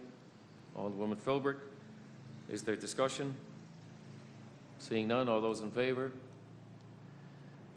Opposed? Motion carries 5-2. The next item is reduce Norwich Fire Department materials and supplies, a sum of $1,936. Is there a motion? Alderwoman Gould, is there a second? Pro Tem Nash, is there discussion? Seeing none, all those in favor? Those opposed? Motion carries 5-2. Next motion is reduce Norwich Fire Department training, a sum of $1,935. Is there a motion? Alderwoman Gould, is there a second? Pro Tem Nash, is there discussion? Seeing none, all those in favor? Those opposed? Motion passes 4-3. Next is, line item is Restore Human Service Director salary, a sum of $4,726. Is there a motion? Alderman Gould, second. Pro Tem Nash, is there discussion? Seeing none, all those in favor? Unanimous. Vote is 7-0. Next motion is reduce human services mileage, sum of $500. Is there a motion? Pro Tem Nash, second. Alderman Philbrick, is there discussion? Seeing none, all those in favor? That's unanimous, 7-0. Next motion before us is eliminate seasonal recreation maintenance worker. It's a sum of savings of $19,153. Is there a motion? Bring it forward. Alderwoman Gould, is there a second? Alderwoman Philbrick, is there discussion? Yes, Alderwoman Browning. Perhaps you can explain what this exactly means. Are these coming out of the Public Works? Are they coming out of recreation? How many people are affected? What do they do? Josh? Sure. Or she is here. Oh. Yeah. Please.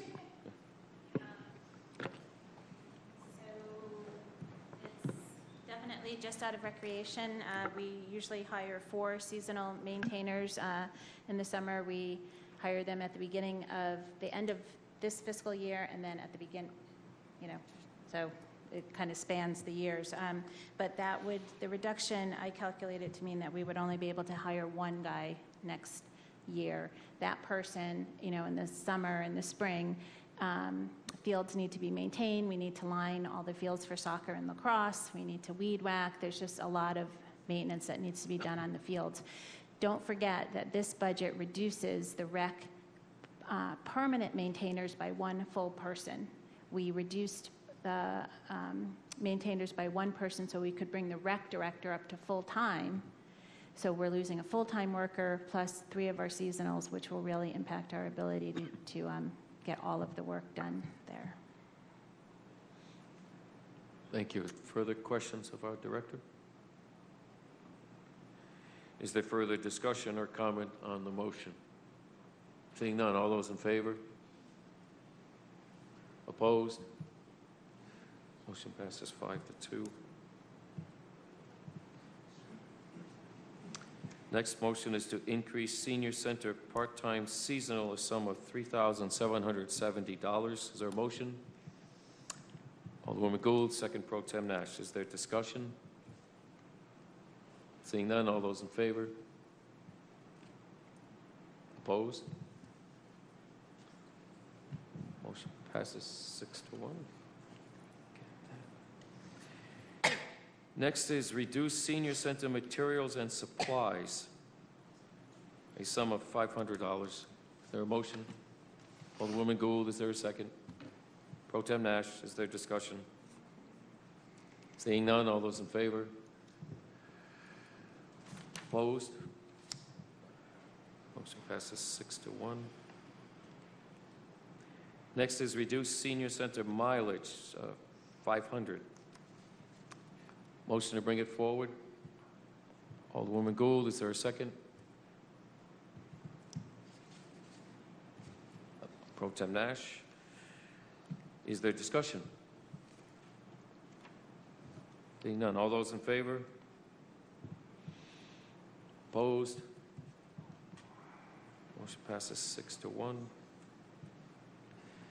Next is a motion to add a Public Works accounting clerk. Motion to bring it forward. Pro Tem Nash, second. Alderwoman Gould. Is there discussion? Yes, Alderman DeLucia. In the interest of time, can we combine the 2 items together, the clerk and the fringes on the clerk? If you so move, yes. Then I do so move. Friendly and we vote amendment. on them as 1 item, please. Friendly amendment. Is there a second? Pro Tem Nash. All those in favor of amending to combine the 2?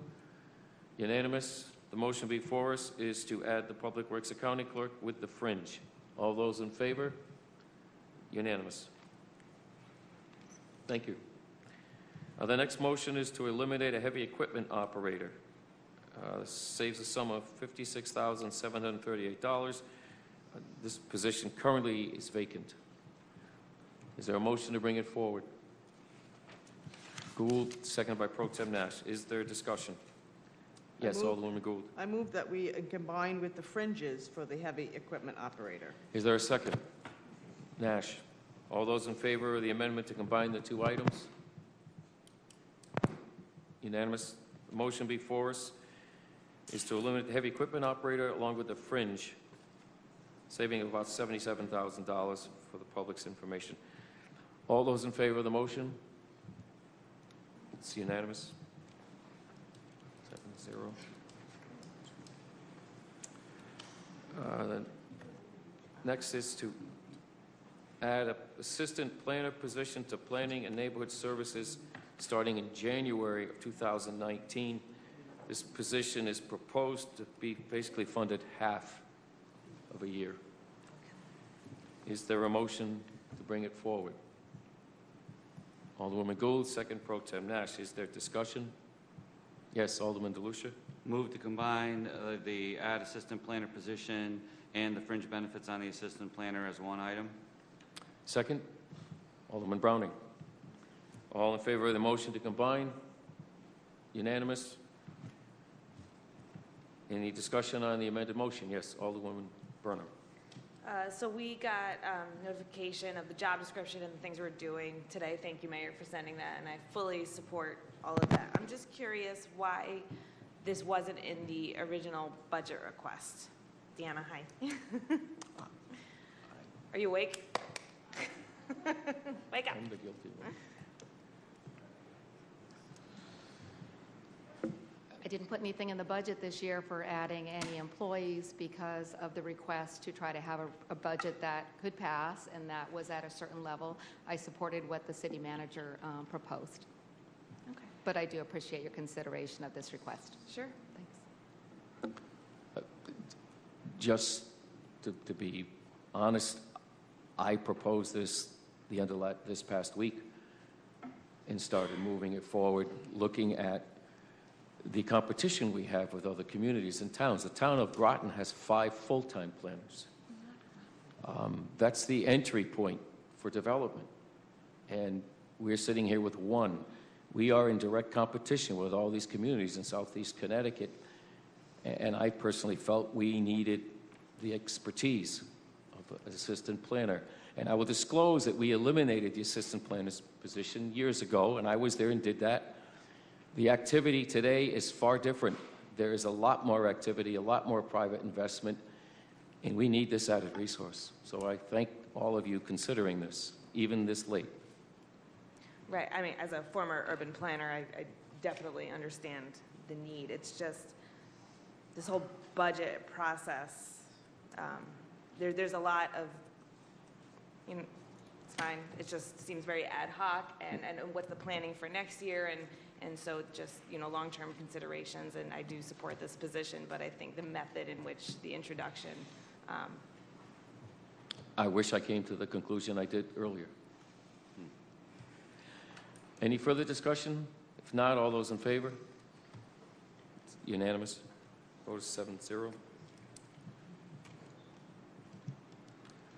The next item is reduce other post-employment benefits fund contribution in the general fund.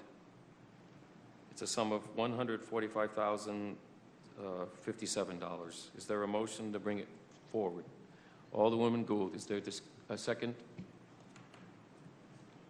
Pro Tem Nash, is there discussion? Yes, Alderman DeLucia.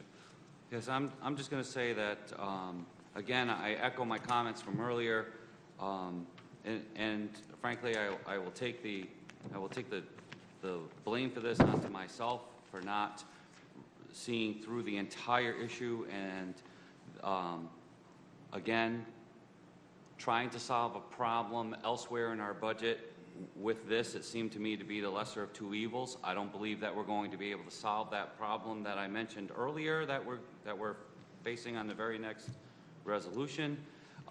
So I can no longer support taking this money if it doesn't lead us to a solution elsewhere. Thank you. Is there further discussion? Yes, Alderman Browning. I will also be opposing this. I think that once again, not properly funding this line item will bite us 4 years down the road. And at that point, there will be mostly a different cast of characters up here who will have to deal with repercussions of this decision. And I think it's dreadfully unfair to them. Thank you. Is there further discussion? Alderman Burnham? Yeah, I just want to echo my earlier comments for consistency. I think everybody knows, well, not everybody, but yeah, I echo my colleagues' comments. How we came about this whole budget process, I think can definitely be improved. So I said what I said. I won't be supporting it. Thank you. Is there further discussion? Josh, could I ask some questions, please, for the record? Sure.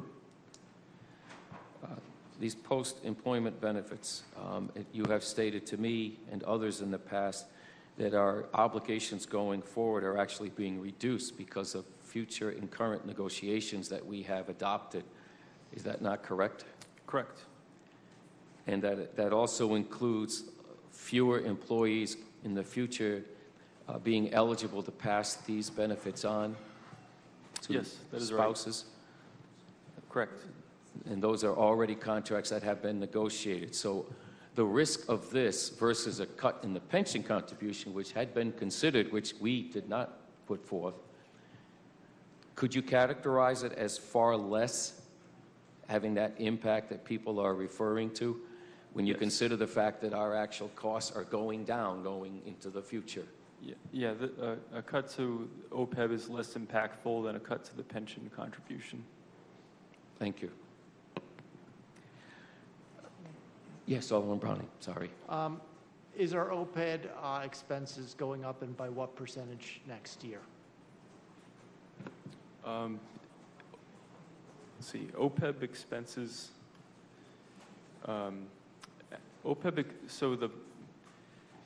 when we get an actuarial valuation of the pension fund and the other post-employment benefits fund, it's split up into groups. There's the Norwich Public Schools, Norwich Public Utilities, police, fire, and everyone else, the general city. So the contribution for the general city actually decreased slightly. The contribution for police and fire increased. So I don't have I think it's 12 to 13% that the actuarial determined employer contribution, the ADEC, that the actuaries recommend, increased for police and fire. Do you know what year that's going to flatline? 2020. Okay. Thank you. Is there further questions of the comptroller? If not, all those in favor? All those opposed? Motion carries 4-3. The next line item, it's reduced CCD replacement cost, a sum of $156,000. Is there a motion to bring it forward, please? Alderwoman Gould, is there a second? Pro Tem Nash, is there discussion? Yes, Alderman DeLucia. Again, as the rookie alderman, I'll take heat on myself for this one as well. This was part of some of the documents that I put forward without a clear understanding of its implications. I admit that. However, the fact remains, we heard from the fire chief tonight that his replacement costs and his staffing is different slightly in nature than the police department. As unpalatable as it may be, and how it does degrade the overall plan. They leave a beat or two open for a shift is one thing. To leave a position on a team that fights a fire open has more gravity, for lack of a better term. So, this number moved around throughout this process. I've taken the time to look at the average over the budget, the average, I should say, the ask for this line item is in line with the history, so there's data that backs it up. So reducing it by this much goes against the data, goes against the trend. So again, as a math guy, that's a hard pill for me to swallow, and I'm afraid I'm going to have to reverse my earlier thought and belief about this particular line item. Thank you. Is there further discussion? Alderwoman Gould? I'll just weigh in with my comment that while I appreciate what you said about, you know, it's okay if we don't fill one police officer position, we have 5 volunteer fire departments that could supplement the paid department if they are down a man or 2 or 3 for a large incident. But I don't know if in the city of Norwich we have any replacement police officers. Thank you. Is there further discussion? Alderwoman DeLucia. Your point is well taken, and I thank God for those volunteer firefighters who are there to come to our aid. However, that does not change the nature of the contractually dictated staffing that is required in the career firehouses. Thank you. Is there further discussion? Seeing none, all those in favor? Opposed? Motion carries 4-3. This next item is reduce other post-employment benefits fund contribution in CCD, a sum of $97,157. Is there a motion to bring it forward? Alderwoman Stacey Gould, is there a second? Pro Tem Nash, is there discussion?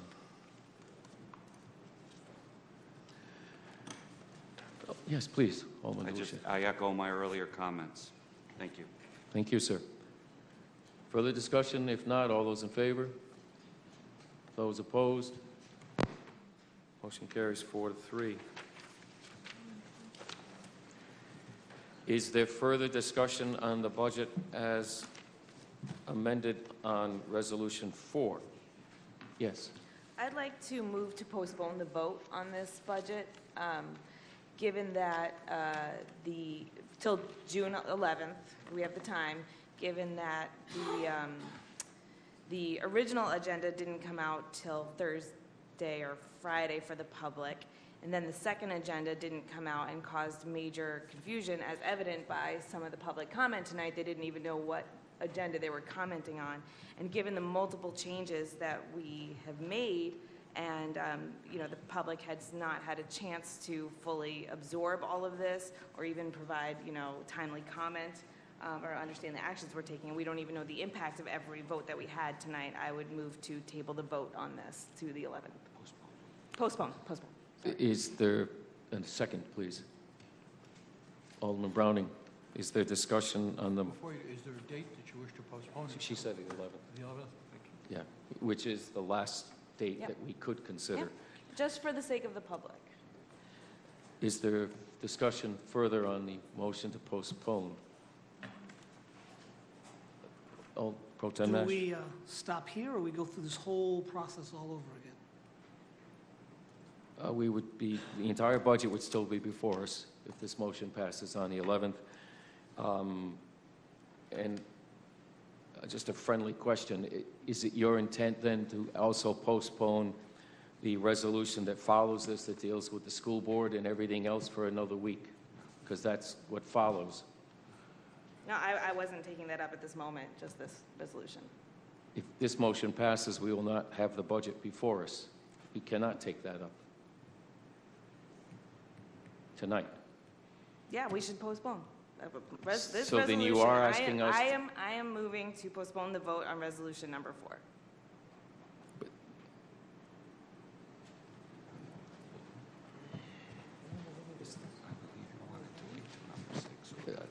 I'll take another stab Never at mind. it. You know what? Withdraw. I withdraw my motion. Sorry. Is the second withdrawn? Can you withdraw your? Yes. Cool. Learning procedure, thank you. Thank you. I just, Cool, got it. okay. Is there further discussion on the resolution as amended, Resolution 4 concerning our budget?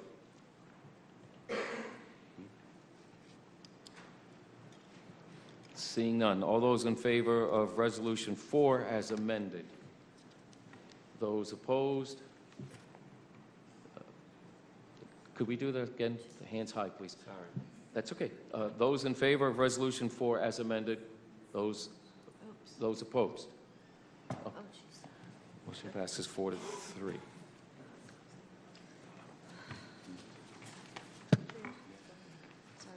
Number 5, relative to an amendment to the 2018-2019 budget expenditure changes as enumerated in Exhibit 8. Again, our process will to take each line separately in order. The Alderman DeLucia, would you like to be recognized? Yes. So I move to restore the human resources assistant to 65 hours a week, referencing pay. That's the line number 1 in exhibit number 8, in the amount of $9,855. Is there a second? Alderman Burnham, is there discussion on the motion to restore? Yes, Alderman DeLucia.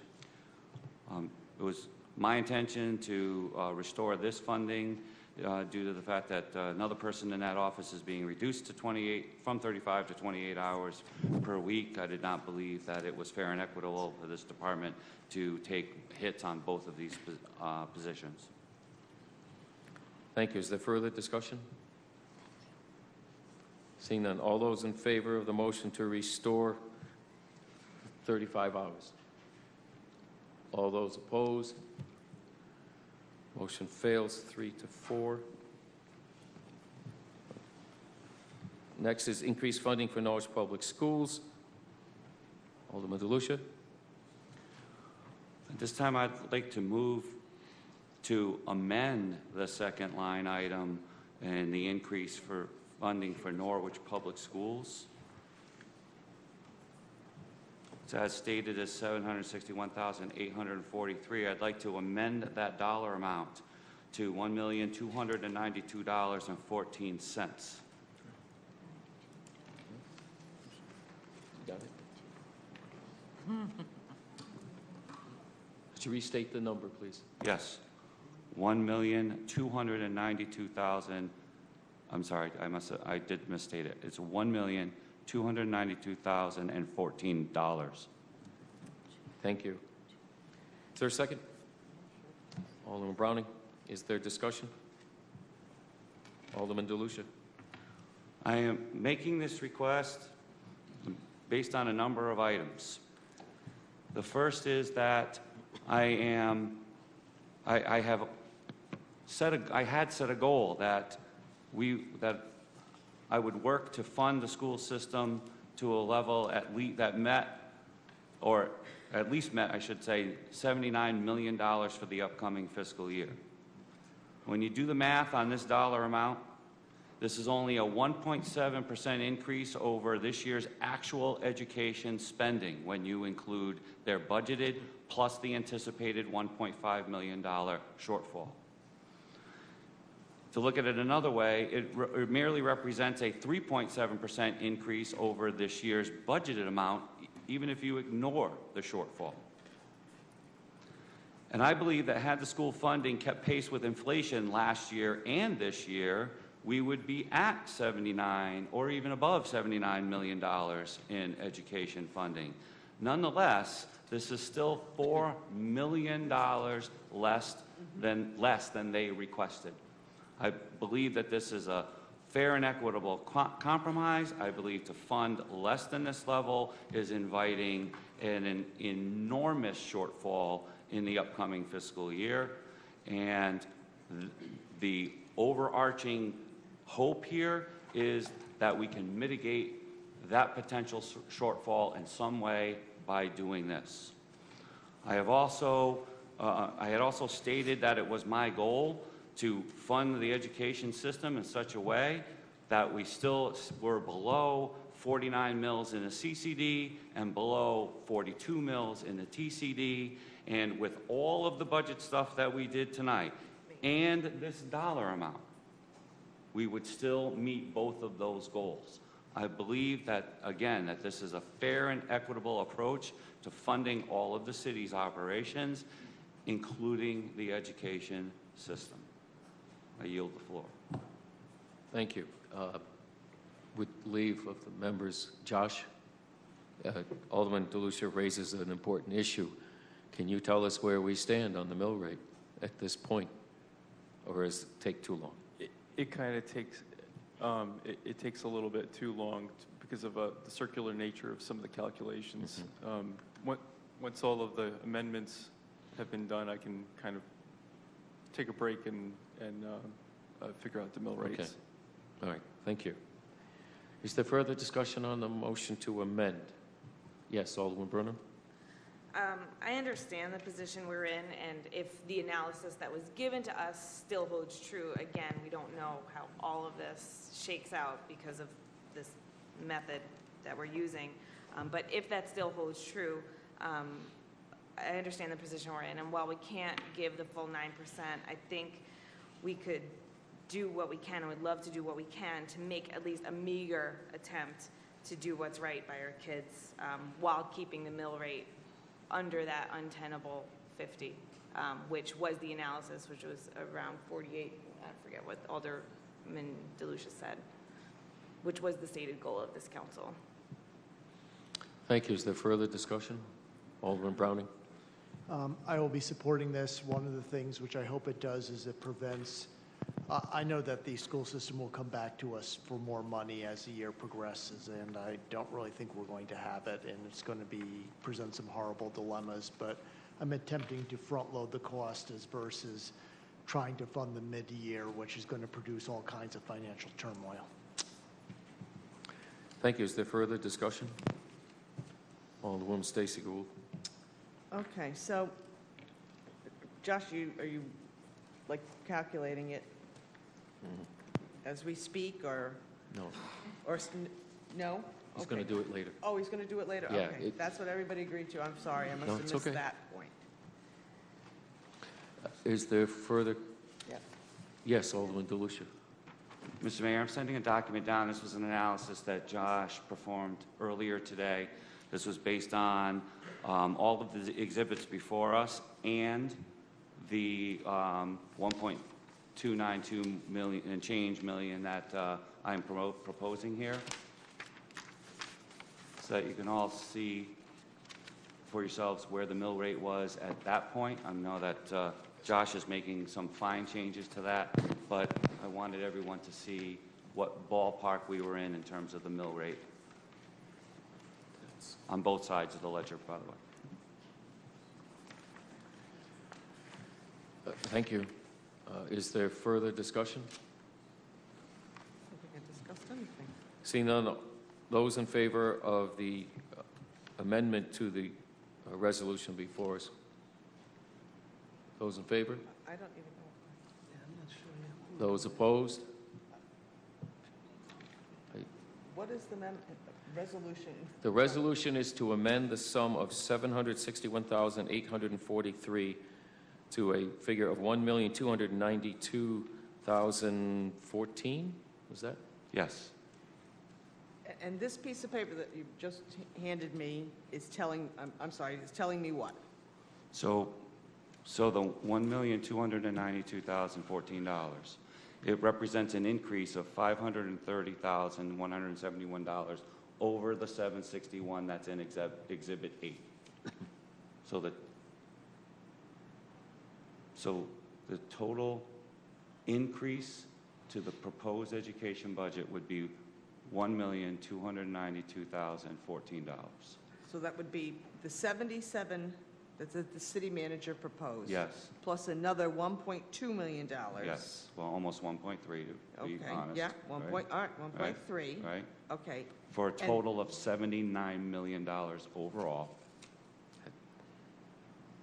Okay. Okay. But what does this, This mill rate calculation is based on the changes in Exhibit 7, minus the little bit of work that we did tonight, all of the changes in Exhibit 8, and this change or this increase in the education budget would result in these two mill rates for the public, which are 41.80 in the TCD and 48.78 in the CCD.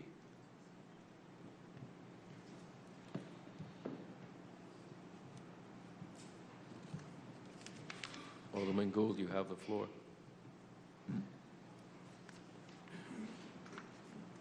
well, let me say this. The school, the Board of Education asked us for 6.8 million? No?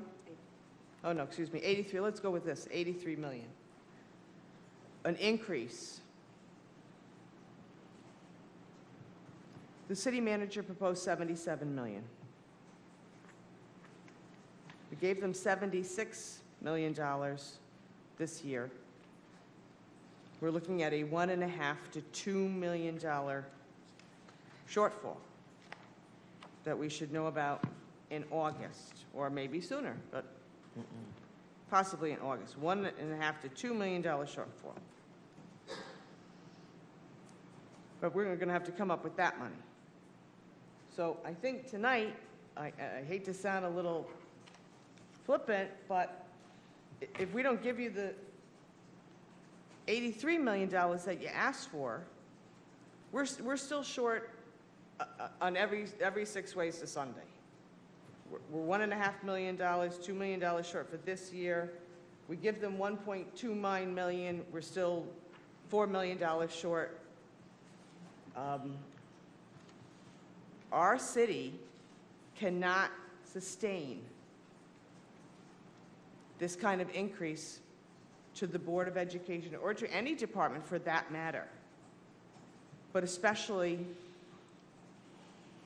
to the Board of Education.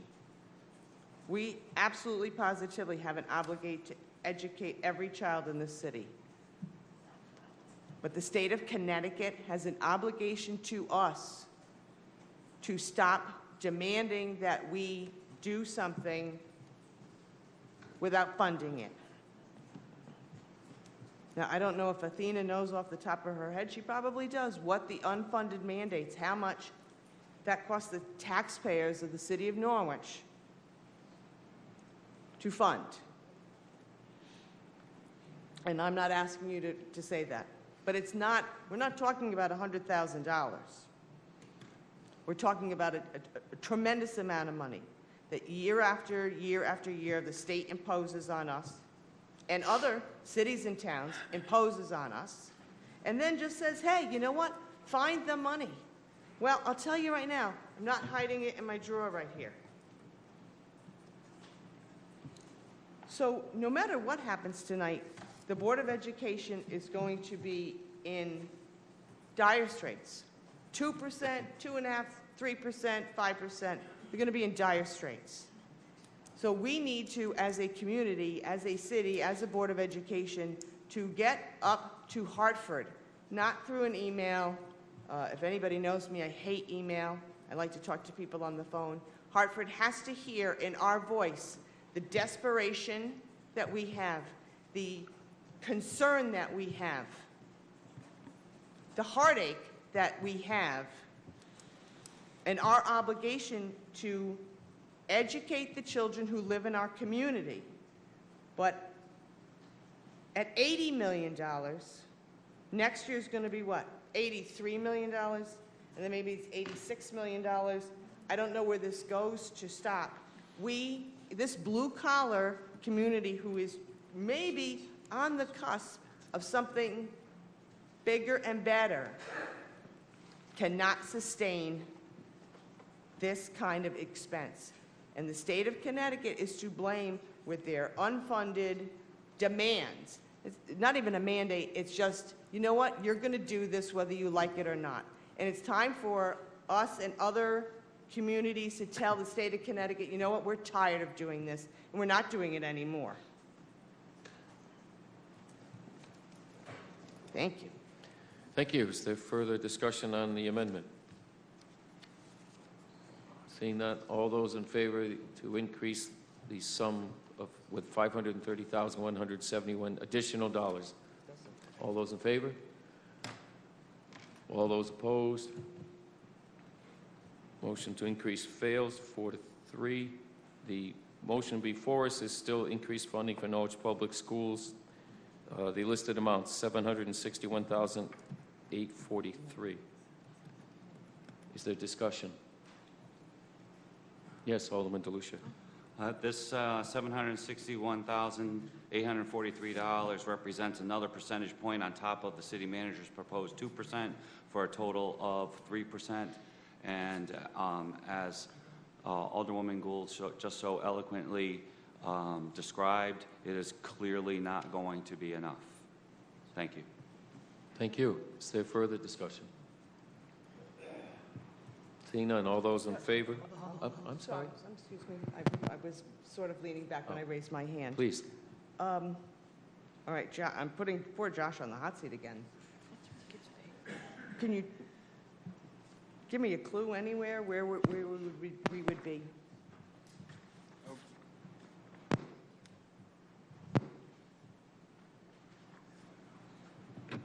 All right, so ballpark. Ballpark. You'll still have a job tomorrow if you... Okay, that's reassuring. So, all those in favor of defunding Josh? So the estimated tax impact, so the mill rate and the combined mill rate and the TCD would be 41.51, and the combined mill rate in the CCD would be 48.45. These are not exact. I think there might have been a few changes in one of the earlier exhibits that might change the mill rate slightly. But you said a ballpark. Yeah. I said I was okay with that.